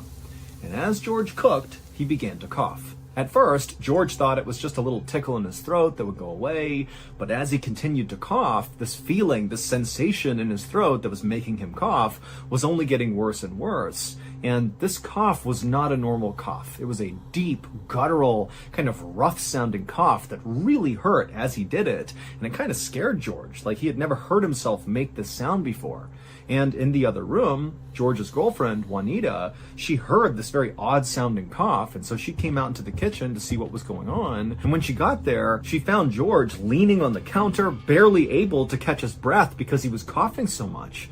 And this was totally out of character for George. He wasn't sick. He didn't have some sort of respiratory problem. He didn't smoke cigarettes. He did work in a metal shop where he melted down aluminum and poured it into different molds, but he always followed all the safety precautions. He wore a mask. He did all the things you're supposed to do to make sure he didn't inhale anything toxic. And so there was really no good reason why George would suddenly be having this unbelievable coughing fit. And so as Juanita kept asking George, hey, are you okay? Can I do anything? George, he can't even talk. He just pulled a handkerchief out of his pocket and he put it over his mouth as he continued to cough. And then when he pulled the handkerchief away, it was clearly covered in blood. Now, George was quick to kind of put the handkerchief back in his pocket, not wanting to deal with the fact that he was coughing up blood. But Juanita, she saw the blood and said, okay, George, I don't know what's going on, but you are going to the hospital right now. Now, George, even though he couldn't talk because he was coughing so much, clearly did not want to go. And he kind of resisted Juanita pretty aggressively. He did not want to go. But Juanita finally grabbed him and literally dragged him through the house, out the front door, and down into their car. And then just a few moments later, they were on their way to the hospital located a few miles away. By the time they actually parked in front of the emergency room at this hospital, George's cough had actually died down a little bit. And so now George was being really insistent that it was totally pointless to go to the hospital, that they did not need to be here. Take me back home. This is ridiculous. But Juanita really pressed him and said, you can't goof around with coughing up blood. You have to go in there. And so finally, George, who was totally annoyed by this, relented. He got out of the car and the two of them walked to the hospital. And then when they went in the front doors of this emergency room, a nurse came up to greet them and see what was going on. And George kind of inexplicably pushed the nurse, like, to get away from me. I don't need your help. And Juanita, she was so embarrassed and tried to apologize, and the staff just kind of rolled with it and just kind of gave him his space. And then for the rest of the time they were there, the staff basically only talked to Juanita, while George sat in the corner with his arms crossed, unwilling to talk or give them any information. Toward the end of this hospital visit, the doctor would prescribe George some antibiotics for what he called an upper respiratory infection, and then the doctor asked George if he was willing to stay the night so they could observe him and make sure he really was okay. But George flatly refused. He got up, turned around, and practically ran out of the hospital. And Juanita said, "I'm so sorry," and she followed after him. Over the next couple of days, George would take these antibiotics that he was prescribed, but they really did not make a difference. He continued to have these huge coughing fits, and even worse than that, something Juanita noticed was George's skin was clearly turning blue, in particular on his arms, his hands, his fingertips, and on his face. And so finally, about a week after that first visit to the ER, Juanita, she looked at George and just felt like he looks so bad. He has to go back. They have to check him again. And so Juanita was able to, again, convince George to go to the hospital. He was very resistant to the idea, but now he was so physically weakened and drained from whatever was going on, he just kind of went with whatever Juanita wanted. And this time, when they went to the hospital, they would give George a chest x-ray, and it would reveal George had pneumonia in both of his lungs. This explained why he was coughing so much, and it also explained why his skin was turning blue. Because of this infection in his lungs, his body was not getting enough oxygen, and when that happens, it leads to a condition known as cyanosis, which turns your skin blue.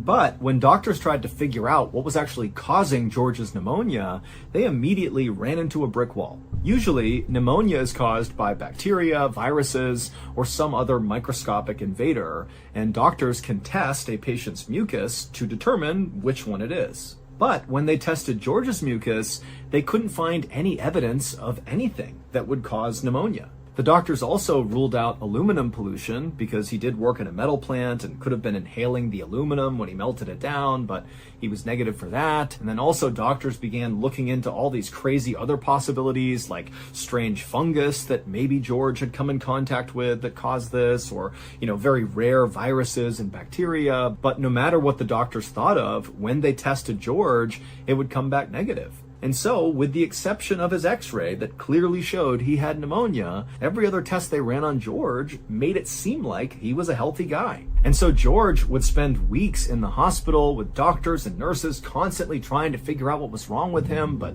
not succeeding. And as each day went by, George's condition got worse and worse until finally he was put on a ventilator because his lungs actually just didn't work on their own. And so a ventilator basically forces air into the patient's body. But no matter how much oxygen they pumped into George's body, he continued to have these terrible coughing fits and his skin stayed blue. Finally, in October, so 3 months after George had first developed this coughing fit, he would pass away. George's doctors were totally baffled. It did not make sense what had happened to George. He was young and healthy, and then something that was totally powerful and aggressive had wiped him out. And so the doctors knew they needed to figure out what that thing was and how to cure it before other people died from the same mystery illness.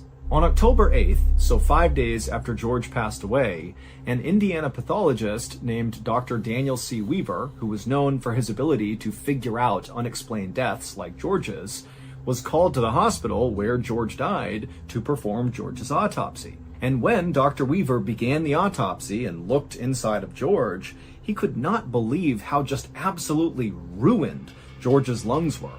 Healthy lungs are sort of like cotton candy. The tissue is light and airy, which is perfect for transferring the oxygen we breathe throughout our bodies. But George's lungs were thick and heavy, and they were lumpy with scar tissue. They were totally useless. And so Dr. Weaver knew, George basically suffocated to death. But now the question was, why? Dr. Weaver would run into the same obstacles as all the other doctors when he attempted to find contamination inside of George's lungs. There was nothing to see. In fact, at the end of the autopsy, Dr. Weaver had basically learned nothing as to why this happened to George. In frustration, after this autopsy was over, Dr. Weaver went to George's medical records and just began reading through them, and it was at this point that he saw something very odd that other doctors clearly had seen too, but they must have thought it was not important. At that very first ER visit, Juanita had told nurses and doctors that George, before he had begun coughing in the kitchen, he had been in a great mood. And generally speaking, George was just a very positive and upbeat person.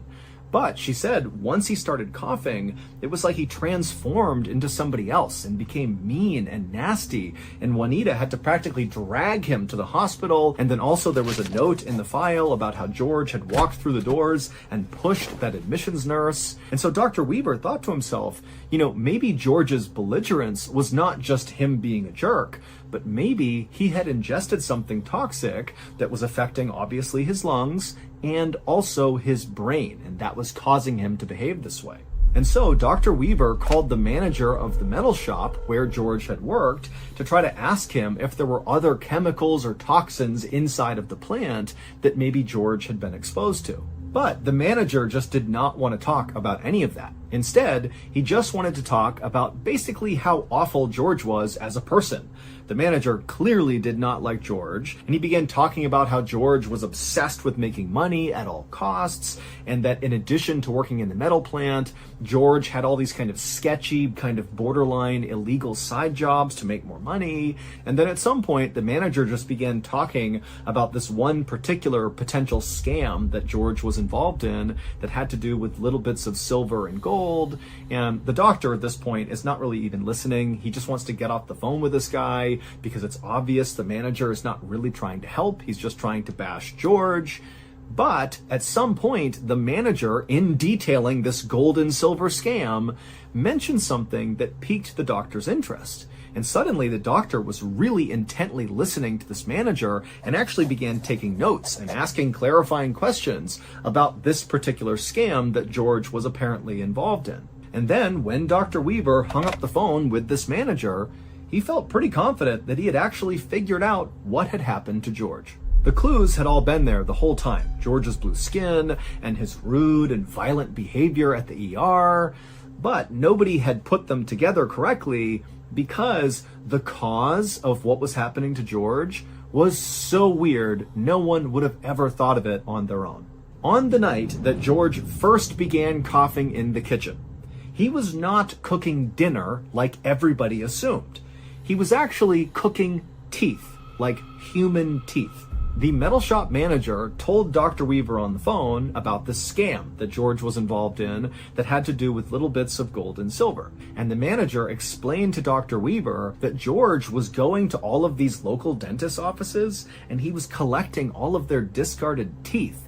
What George wanted was teeth that had fillings in them because some of the fillings, especially for older patients, were made from gold and silver. George would then literally cook the teeth until he was able to extract the gold and silver. Now, if he had just been cooking teeth with gold fillings, he'd probably still be alive.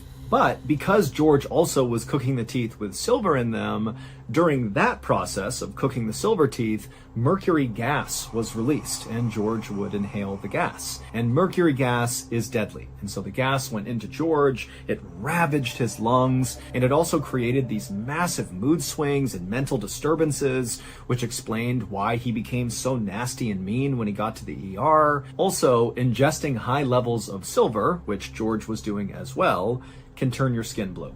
So in the end, George did not die from pneumonia, he died from mercury poisoning.